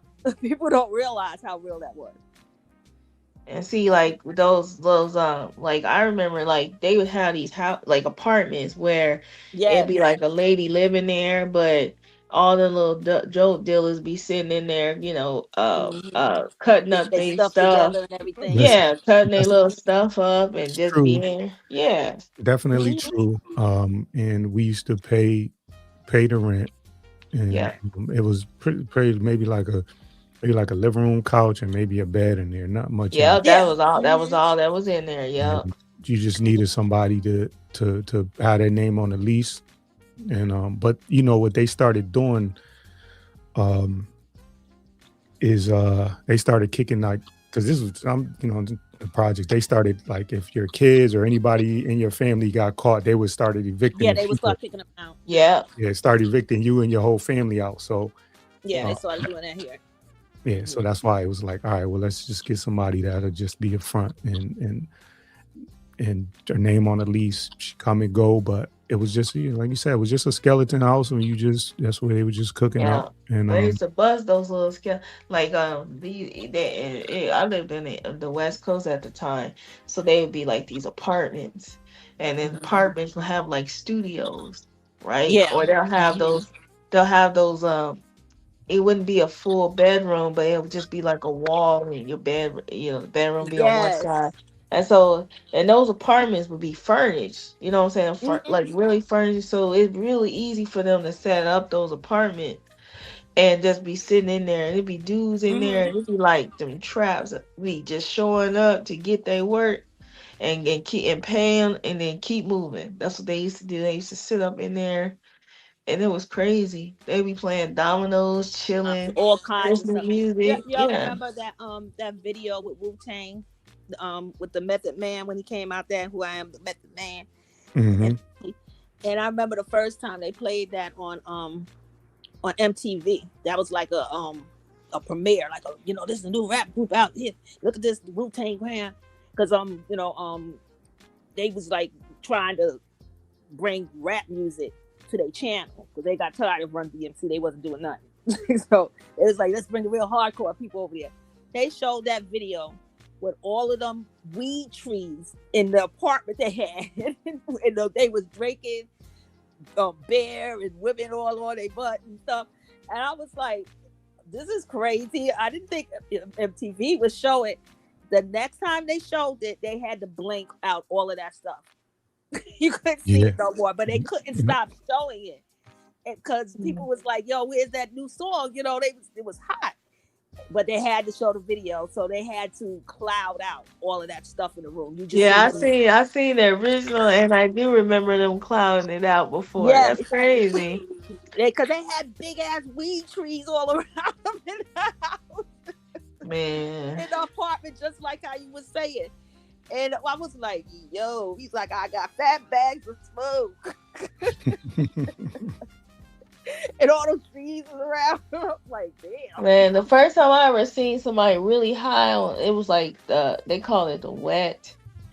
They were high on that. This dude was he was on the third floor, like it was like a attic. He was up there, and all we hear is the dogs is coming, and he jumped out the window and broke it. Oh man, he jumped out the window. He's like, the dogs is coming, and just jumped out the window onto the remind me of that scene with that dude in Friday when they gave him something to smoke, and he was running out in front of the car all crazy in his underwear. I wonder what the hell they gave him. So PCP, that's what that was. That was crazy. I was like, they put in the weed, and he, you know what I'm saying? That's what they call it. That's what wet is. Is weed mixed with PCP. Yep. That's why I don't like smoking mine nobody. I'm sitting here smoking mine right now, and I'm chilling. I get it from one person because I know he ain't gonna be tainting it and putting shit on. No. I don't blame you. I do not blame you. Yeah, that's crazy. Like, yeah, it's an experience. So, like, we have the side that's like just the soft side of that that era. But then the other side of that era that we know that we were a part of, and it's just like it's like still imprinted in the back of our head. Like, it's just that it was happening. Yeah, and we didn't have social enforcement on me when I had to raise my sons. Right. And we didn't have social media. We didn't have, but exactly. it seemed like it don't matter what part of the world you was at, it was happening everywhere. It was the same, same situation, same element, guns being, I didn't learn, I was like, dang, this happens in New York, you know what I'm saying? Like, I saw stuff like really crazy. It got really crazy in a matter of just 5 years. That's what's so sad about it. And it got to the point where, like I said, like, the people that were making money, that had the money, they would do the coke because that got out of your system within like three days.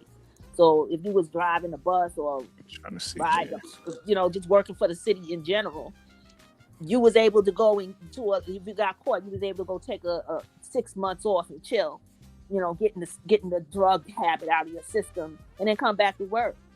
And it just was crazy like that. And then I was so like this, you can see this here. This is basically what the projects look like that I grew up in, but it went from that to that era. What, that's a project? Yeah, turn it into this. That's not like the projects here in New York, I got to say. We got not like the projects. It's not like the projects I lived in. Ours was like tall buildings. Yeah, no, ours was only two floors. It's only 2 floors, but hold on, let me see. That's how the projects are in like the West Coast, like, and in Texas and going west, they're like short buildings.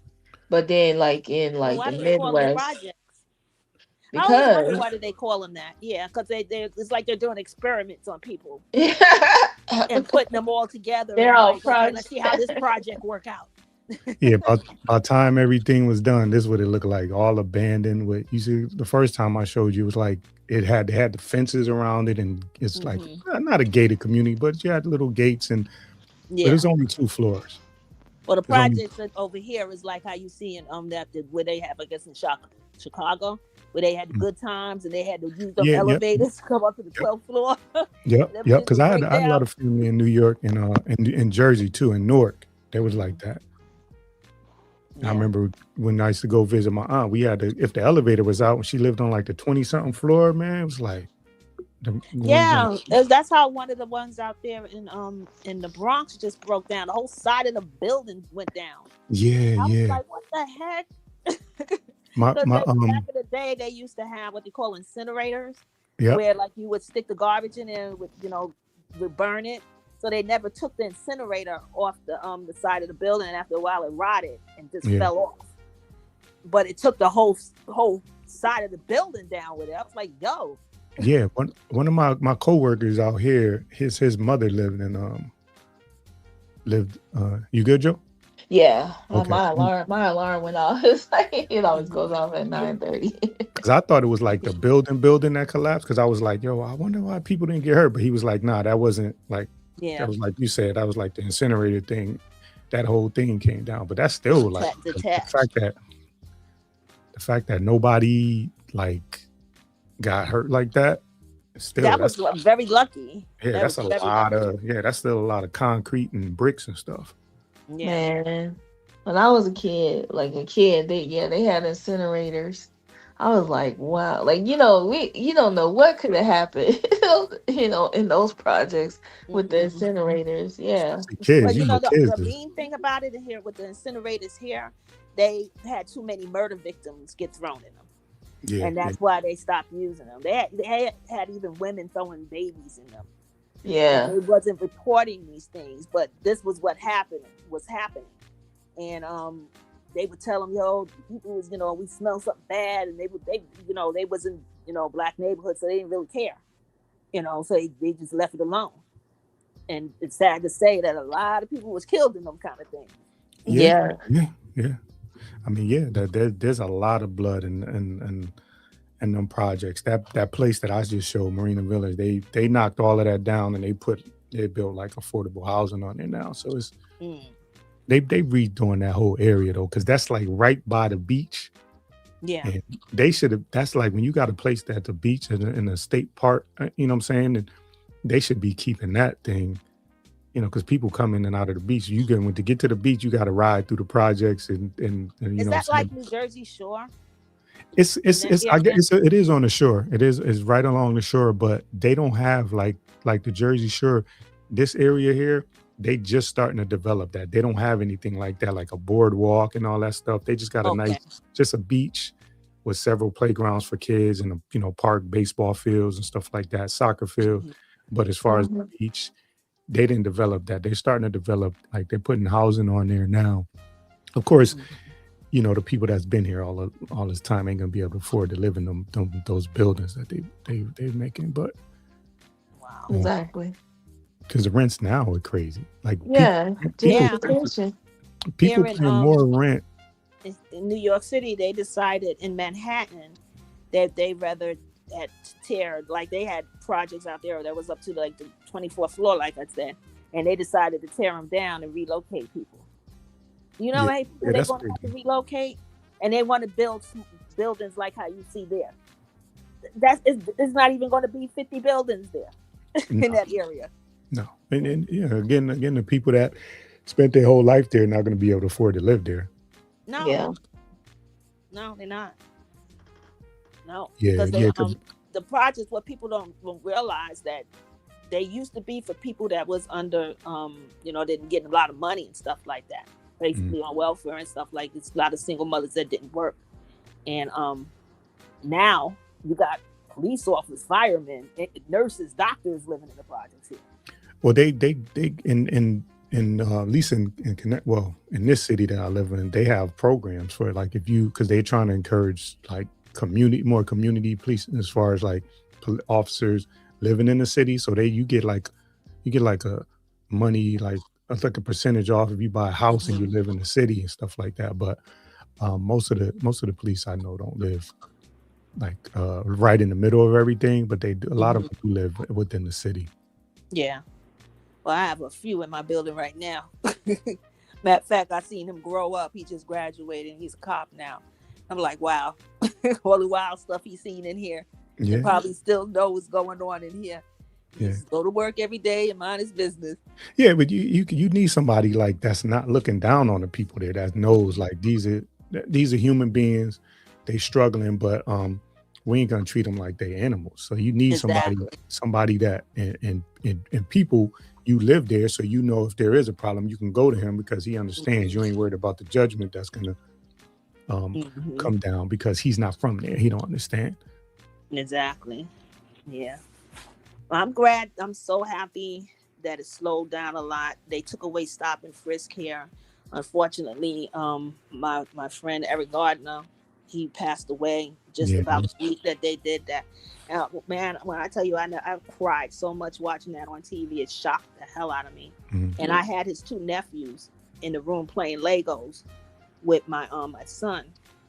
And my friend, she called me up. She was like, "Don't let the kids, watch TV. Keep them off the TV." And I was like, "Why?" She said, "Turn on Channel 7." And I actually seen them kill that man. And when I tell you, you could see he was a big man, but that was one of the sweetest men you ever want to see. The reason why he was sitting in front of that store is because he used to give cigarettes. He didn't even smoke cigarettes, so he had bad asthma. But he was working for that man in that store because he didn't want the bums coming in his store asking for loosies and stuff. That's why he had so many packs of cigarettes in his pocket, because he would, here, take it, go, just leave. He didn't even have money in his pocket. He just would give them cigarettes so they wouldn't go in that man's store and hang out in front of the store. Right. And these two little guys just came over there fucking with him when he was sitting out in the store because they was mad about this, this stop and frisk stuff was over. And this man came from behind him and snatched him down and wouldn't let go of his neck. And I couldn't believe it. I was like, yo, when I'm saying that man, he was one of the nicest people you ever want to know. He used to do block parties here. He used to on Medgar Evers' birthday, because we live here. I mean, on Malcolm, I can't even think about it.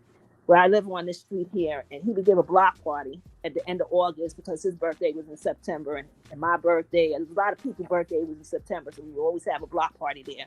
And he would play music and stuff like that. And after he passed away, we never had that again. And it was like, it was just awful. I couldn't believe they did that over nothing. Over nothing. Yeah. Over nothing. Hold up, I got that. Have you not heard they freed the slaves in America? You're free to leave anytime. I'm sure somebody even buy your ticket to go back. Oh, go wow. back. Go back to where? Go back where? Go back where? I don't know where I was from. Where? Go back where? Where do we go back to? Egypt is right next to Ethiopia, and they don't even want to call themselves Africans. But I'm just saying, go back to where? Where did we come from? What? Yeah. Do you even know where we came from? I think that with all those ancestry things, they just be guessing. Yeah, like how do you? No, they only are actually, they're only measuring the people that's currently here, not the current people that were there. The people over there move around. So my thing is that if we were already here, I've been over there and I've been over here, and we were already here too. Like we're here. What part of the Americas where we at? Well, a lot of us family, a lot of us came from the West Indies, but right. My father, he came from North Carolina, and he was a Sanuki. I can't pronounce it or something. But look, and with Cherokee. You're free. Can I buy you a ticket back to like where you're from? My mother didn't know who her mother was, so she could be mixed with a lot of stuff. My mother knew her mother. My grandmother, she What is it? lived in an orphanage, and when she Would came you? out, she only met her father, and he said that he was from Jamaica. So we don't know where her mother was from. You know, they freed the Irish indentured servants in the South. You know, so do you need a ticket back to Ireland? Like, where you want to go? Yeah, in Johannesburg, where was them people from that took over Africa? That's That's the crazy. Dutch, right? That Let was me see what Australians, you got and going they on. were crazy. They were people that were thrown out and out of jails and stuff, and they went and took over Australia. Oh my God! Let's see. The history of the Well, world is there's always somebody trying to, antagonize us. yeah. Like you don't belong here. Like why? I'm a native New Yorker. No, You it should was know this all by now. it was taken over. Africa is a continent. It was taken Yeah, over. It was taken yeah, over. yeah. Right. This is our country, Cellulite. Yeah, it was because I've been there, I, and I could tell you how it was and when it was. There's some parts that were, parts of the land that was sold, but a lot of it was taken over. Well, the way that the bottom half of where Florida and Texas is, it looks like Africa. They were saying came off of that and sailed out, like with the how Africa broke off from like India. It's supposed to have broken off from there. A lot of places. That's probably why it's people of color everywhere. Mm-hmm. Joe, just so you know, your boy Gino, he's from Texas, so I just looked him up. Oh yes. And Meet he's me out. Meet me outside, sir. I'll he, tell you where to go. I just had to go before I'd hop off. I just had to go look to see what he got going Yeah. on. So he's See if he's from one of those sundown towns. no, he's driving by mosques, pointing out there's a mosque there and all this other stuff. So wow. Yeah, I have two of them down the block from me, and they come out. Two, like one is on the other and one is on the other, and they come out a certain hour and they be yelling at the sun or something. I don't know what they be doing, but they be doing some crazy stuff. It scares me. yeah, no, it's just a little prayer, I'm guessing. Or Yeah. They're very loud with it. yeah, they actually it's like almost like singing. Yeah. Yeah, there's a mosque 5-minute drive. Majority was taken, cellulite. Majority. You just have to go over there and see it and know what is, and see it. You just have to go and see it. It's multiple different cultures and different ethnic groups there. It's not, like when you go there, they don't even know where you're, like they assume you're from like a neighboring country. Like they don't assume that you're from here. They don't even know. A lot of them don't even know. Some of them, like depending on where you go, they're not even thinking. When I went there, they thought I was from Botswana. Oh wow. I just recently seen, I don't remember, I wish I would remember her name, but she was she fought a white Swiss boxer, and if she was to come here to America, we would say that she was black. What happened? But she was actually French, and she didn't call herself. Did she fall off? What happened? You all right? You can't hear me? Hello? Yeah, we can hear you, Joe. We can hear you, Joe. Can you hear me? I think beautiful Bernice is talking. Is it me? I just hear music. Uh-oh. No, I can hear everybody. Let me refresh. Can y'all hear me? Yeah, I hear you. We can hear you. Can y'all hear me? Oh, yeah, I hear you too. No. Good morning. How you doing? Good morning. Good morning. Good morning. I was tired. You tired? I Hold up.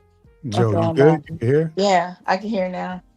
You're All right, good. I'll be right back, y'all. Rock out. I'll be right back. All right. What was Good you morning. saying? Say like I missed that. So no, what I was asking was the majority or the minority sold or taken over? It was a majority. So the majority was sold.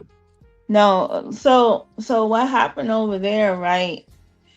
So when you go over there, right, they have their own historical, like they have their own roots, their own Shaka Zulu stories that they don't play it over here.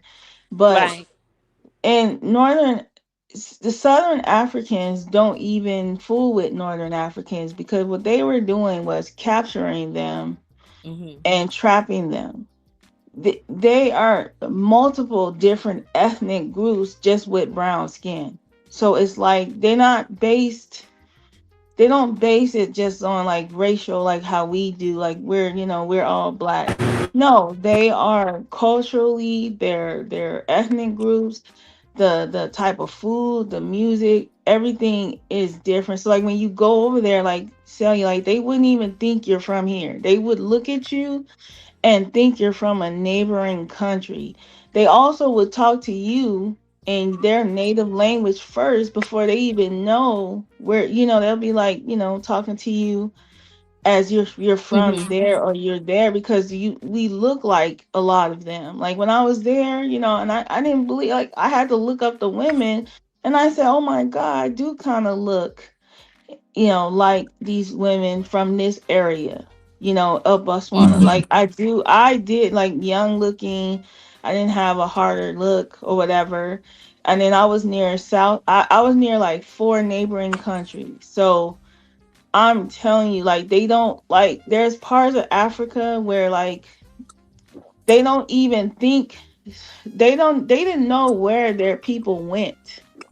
It's like such a Wow. traumatic experience. Is that the Like they were Nigerians? snatching. Well, I was in the southern part of Africa, but they didn't even know. Hmm. And they have the ports. They're showing the slave routes. They have their Yeah. own historical monuments showing what happened to their people. They did not know where we Wow. went. They didn't. I They had a didn't. Yeah. caretaker that was from Nigeria, and she was telling me stories like that. She don't know where her people came from. She was from Africa, but she's Nigerian. She grew up in, but she don't know where her people came from. Yeah. And They she don't was like know where their her people went. family was wandering too. It's Yeah, I'm scared to sad. go. I'm scared to go to Africa. They got You lions. are. Good. Hey, I got pictures of me. I got pictures of me being around a lion. You know what I'm Not saying? see, that's what I'm saying. What you Lions scared like of? nah, lions like nigga meat. I'm good. I'm Oh Listen, straight. my lion. gosh! Listen, let me tell you Don't you something. Let dare me just tell you say that. something. I'm Let me Mm-hmm. blowing tell up. you something. Mm-hmm. Let Yeah, me I'm tell you listening. something about lions in their own Mm-hmm. habitat, which is Yeah. weird because I don't know how people hunt lions because lions are not scared of anything, right? They'll just lay in the They're middle of the not. road. Yeah. They just Mm-hmm. move out the way. They have abundance of their own food there. The last thing they're thinking about is us. Now you want to go and hunt, look for one and poke at one. They'll Yeah, kill you. I'm But they actually like their favorite meat, if they get it, is giraffe meat. Giraffe Right. meat. And They that's Right. like why giraffe the meat. lady Yeah. giraffes, they go out and hunt for them because they're smaller. And Once giraffes they have talk, you can't once see them. once lions have a taste of a giraffe, that's all That's they it. want. That's all they That's want. all they want. You, Yeah. you see, And they said antelopes. the same thing about fried chicken. Then I had fried fish, and it was over. You Oh see what my I'm God. saying? Man, Like listen. evolution is the thing. You see what I'm Man, saying? listen. So like Cellulite, if you a would lion get a hold of a giraffe, they're like, oh my god, listen, this is three Michelin stars. This is delicious. And then they get a man, taste of nigga meat, and it's like, wait, we ain't nigga had a nigga from Detroit. Oh, it's over. man, It's like, listen. Let me tell you damn. something. It's they're out there in like gaming parks and stuff. But anyways, it's all Mhm. populated. It's like their cities look like better than like cities like better metropolitan areas than ours. Yeah. Like they clean, crisp. Hmm. Yeah. Yeah, I drove around. I got videos for days. You know what Sal I'm said he saying? ain't. Wow. Sal said I he ain't I want to going. live there, huh? Sal said he ain't going. I ain't going. No. Tell you Nope. like So I'm gonna tell cellulite. you. So this is the traumatic experience I've had with just people in general. I Uh-huh. hate everyone equally on an individual basis, right? So Oh, okay. when I go to another country, it's just like they don't even like America. You see what I'm saying? They So I don't go They think to, about don't. America. I They don't experienced think that here about living in New York America. City. got you, They right? don't think about us. Like they're Got you. not like they Mm-mm. don't have a negative. They're like so. Didn't you see ISO speed? Do you Yeah, see him go all around? Okay, yeah, but they're I ain't like ISO they speed though. I right, but ain't ISO they, speed though. bruh, they will embrace you. You'll be like, you'll see a guy like you, thinking like Hmm. you, talking like you. You be like, oh my God, brother, come here, brother, come here, No, brother. no. Listen, I don't even like when people in America call me brother. I don't want to get to another country I'm like brother, brother. Because then next thing you know, they start giving me suju, they start getting me drunk, They and then don't be doing all that. They don't be doing all all I that. hear is foo foo, go get the lion. It's like, wait, why are we getting the lion? For what? They don't be doing all of that. I seen how they treat Umar. Okay, I'm straight. I'm good. No, thank you. Omar be Umar like, washing his Omar feet go in to dirty like buckets. Ghana. Omar has Uh-huh. gone to Ghana, and everybody goes to West Africa. But I'm Nah. talking about where all the music and the good food is in the southern part of Africa. I Me. see a woman. She has a cooking show on the cooking channel, and she's from where you went in Africa, and it is very beautiful out there. She shows Yeah. some really beautiful cities, and there's a lot. It almost looks like Italy to me because they have like the old brick buildings like there and the roads and stuff. Mhm. Man, Really listen, pretty. the houses are like, man, listen, the house over there that is I have over there versus over here, They're same price, gorgeous. same cost the same. It has Mhm. a redwood, like listen, I'm telling you, cherry I wood seen it. doors. I seen the video of the lady. She moved over there to Africa, and she was Mhm. talking about all the hardship she was going through, about how they lights get turned off for at least like a month at a time. They don't got Oh, that was clean that water. woman that went where What Umar what wanted to part go. what part of That's the Africa woman nigga? that brought a bus for Umar. Yeah, No, yeah, yeah. I was in Africa for 3 weeks. What are you talking about? See, that's what I I'm don't know saying. where she went.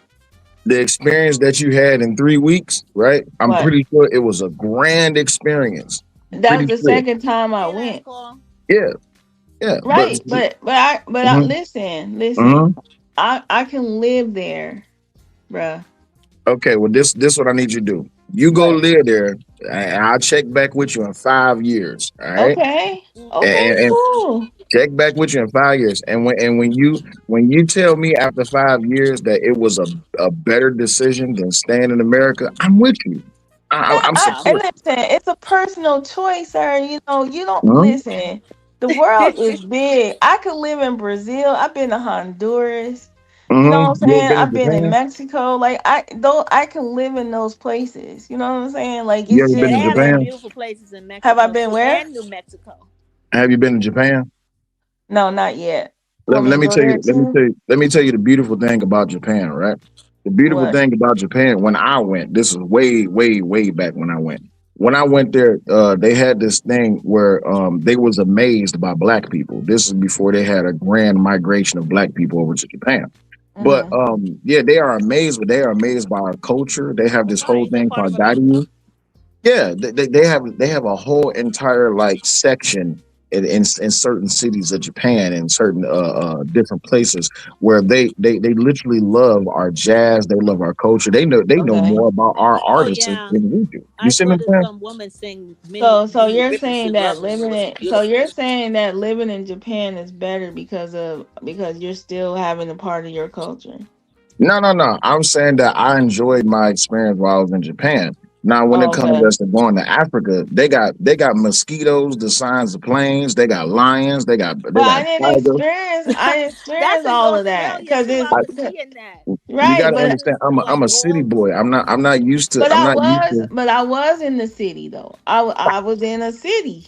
And I was then and then staying in the city. and then here come the African warlord with the tiger, and he like clear Anyway, they your ain't listen. You know what? Say like I don't tell you like I don't do well with stereotypes. So uh-huh. you know what I'm saying? I don't do love well this with shit, dude. stereotypes. But That's Me why I'll to let neither. me you it looks like coming listen, to tell you like America. I'll at the end of the day I'll let you have that because It Listen, doesn't, you know, I have a fear. this level of beauty ain't for everybody. So I'm just saying, like, Absolutely. You know so what? And I'm with it because even when I went to Hawaii, I was like, oh, Hawaii is great until I went to a certain part of Hawaii, and I'm just like, I ain't never coming back. I'm straight. look, Oh, really? listen. Hmm. But see, here's the thing. Here's the thing, right? Hmm. Um, you know, it just depends on life is how, you know, it's all about connections, right? You know, even Absolutely. here, you talking about a person that grew up on the south side of Chicago and lived in the projects, right? Yeah. And then elevated to living in, you know, nice places and stuff, Hmm. Hmm. and having nice experiences. So Well, I you know what? think I got that, an idea. I got an idea. Hey, baby, yeah. Josephine said we should go to Africa. I didn't say you should go to Africa. What you mean? What you mean? We should go to Africa? Why? I didn't say you should go at all. What I'm I'm, I'm, saying is, Josephine, what I'm I'm lying on saying you. is, Josephine, I'm lying on you. But hold on, this is about to be funny. okay. So why should we go to Africa? Why should we go to Africa? What's in Africa? See, that's what I'm saying. They got lions and tigers and shit. No, I'm good. She Anyway, gonna have us swords up, y'all. She said listen, anyway. Robbie. Yeah. Anyways, We're Robbie gonna would have her go. swords up. She gonna be ready for Africa. Okay, so look, Robbie would go. Robbie would this go. is what I I'm don't gonna know do. about I'm you. gonna You know send what I'm you. saying? I'm We'll gonna send leave. you. Listen, we'll leave you in the house. No, You y'all good. stay. This is what I'm gonna do. I pay for the trip. You and Raw can go to Africa, and y'all can do content together. Okay? Y'all, Yeah. how long y'all want to be? Are we gone for 2 weeks, 3 weeks? Yeah. Like One week will be enough. Okay. the next time I go, I'm gonna be gone for a month. Oh, So she said she's gonna be gone for. Okay. So you just going to drop her off? yeah, You always basically. take little peeks, and baby, she been there before, so Yeah. What you on talking my about? first week of band camp, I just gotta be like, Bruh, that's all I'm talking. You talking to listen, you talking to the wrong person. Say like when I need a house sitter and somebody to watch my dogs, you know what I'm saying? Well I'm Oh gone. no, no. That ain't no good. No. you All you right. So babysit. if a Boca will come with me, I go to Africa. That way, when they be like, "Fufu, get the lion," I could be like, "Boca, You got the wrong country we gotta though. You go." over here talking about some fufu. That's Nigeria. You listen, it's a continent, not a country, sir. You talking Okay. like you Huh? got It's a you missing continent. all the stereotypes in one place. Okay. That's What? crazy. Give me some good It's a food that you continent. ate while you was there. I can show you pictures. You got pictures I'll of put it food on my that you ate channel. while you I'll was put it on there. my channel. Yeah. Yeah, that's the only thing I don't like going to other places like that. I don't know what they're eating now. Man, I had listen. a butcher on 34th Street that used to sell every kind of animal there was to eat. And I was like, I who don't the know hell is nothing coming about. here to eat giraffe and fucking I don't know rhino? nothing about that. I don't know nothing about that. I had collard greens just like I eat over here. I They had got black collard eyed greens in peas just Africa. like yeah. Yeah, sir. Hey, man, time out. Now he going. See, See? He so ain't Okay, hold even on. know. Time out. Cellulite, stop trolling me. When so they say they got baby back ribs, is they monkey ribs or is they actual baby back? They're actually they got baby back ribs. I can show you some barbecue I was eating over there. Barbecue. Yeah, they See, they got be, barbecue over there. they be eating monkey over there. No, they don't. Ah, don't say that. Not the part. tell on you. No, Nah, don't respond to that. So just listen, say like stop trolling me. You know what I'm saying? Listen. You stay over here. You stay over here. You know what I'm Mhm. saying? You stay over here where Mhm. you belong. Listen, where you belong. You know what I'm saying? You stay over here where Absolutely. you belong. And Absolutely. I'll go over there and enjoy the rest of my time here on this earth. You know what I'm That's saying? cool. Hey, listen. You know what I like? I like peace, quiet, and serenity. You know what? I've been trying to convince the wife we should go to Greenland, but then they got volcanoes out there, so I had to rethink my travel. Right. So Cellulite, that's it. listen. Mm, mm. Cellulite, come on now. Ain't nobody going Hey, back and forth with you on this. hey, listen. Listen. Where I come from, it's like I like to research before I go there, and when I Mm-hmm. look up Africa, I see blood Cell- diamond, warlord. Cellulite. I see You not lions. know that you Tell you not like no research. I'm you just saying. sound Now crazy. That's not I've no seen that research. place. I've seen that place that Akon be in, and it looks amazing. Right? Say like Mm-hmm. name 8 countries in Mm-hmm. Africa Name 8 countries in Africa. without Africa, looking it up. Africa. Huh? Okay, that's what I'm saying. Hold on. Because I'm about to get Did up he out just here. say But Africa? Oh, my bad. hold on. Don't Yeah. go nowhere yet. Don't go nowhere. Joe, if the amount of research that Cell and Raw do, if you think that they don't the research and have all kinds of the good information, he messing with you. He woke up, he said, I'm tired. So let me come up here. Listen, I believe Cellulite word for word. Like, you know what? I trust everything that Cellulite says. You think Raw in it? If Raw was in, you think she ain't Oh no, that's Raw is a whole different person. She's not on here. That's Cellulite. Nah, she in the background. That's Cellulite. That's Cellulite in his mindset. You know what I'm saying? If you see Raw, you see Cell. You see Cell, you see Raw. And she in the background probably I cracking. know. She in the background shaking her head talking about why is Cellulite trying to troll Joe? Because she know, listen, the one thing I like to do is have fun and put a smile on people's face. But the truth of the matter is this. If I go to Africa and the first I see is a dang old lion sitting outside licking his paw, I'm scared. That's just the honest to God truth. I'm scared. Because he licking his paw. Outside to licking the paw. Yeah, he licking his paw. He looking at me like, damn. That You listen. When I see that, I'm gonna definitely think about you, record it, and send it. Because my question is, how come it ain't no fat people in Africa? You know why? Because all the lions that ate them. Shit. Any last words? Y'all getting off my panel. Y'all I gotta go. I'll holler at y'all. Hey, shit. So, how was the water there? Don't be a stranger, man. I always enjoy your shit, man. Oh, most definitely. I be in the clouds most of the time, but it's a Saturday. I ain't doing nothing. Me and the wife is just chilling. The kids was gone.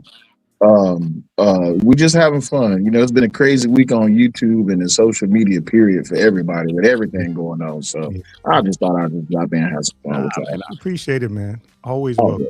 welcome. All right, and so I'm gonna make sure to bring you some zebra meat. Zebra meat. All right, I gotta go. Bye.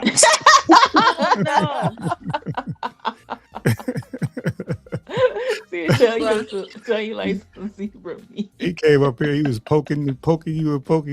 Joe was like, so anyways, all right. So thank you for having me up, sir. Listen, it's been real. I got a lot done in the short amount of time I was up here. I appreciate y'all coming up. Now I gotta get ready and go. So talking to you guys. anyways, thanks for having me up. All right, y'all be safe. Love, peace, and teddy bears. Yes. Thank you, Bernice. Thank you. All right, y'all. I'm gonna be out. Y'all have a good rest of y'all day. If I get some time later, I might even go live twice in the same day. But anyway, y'all be safe out here. Thanks for Cell for coming up and shaking it up a little bit, providing a little comedy and some fun. Thanks for Joe for keeping me going for an extra hour or so, and beautiful Bernice as well. And I'll see y'all again. Peace.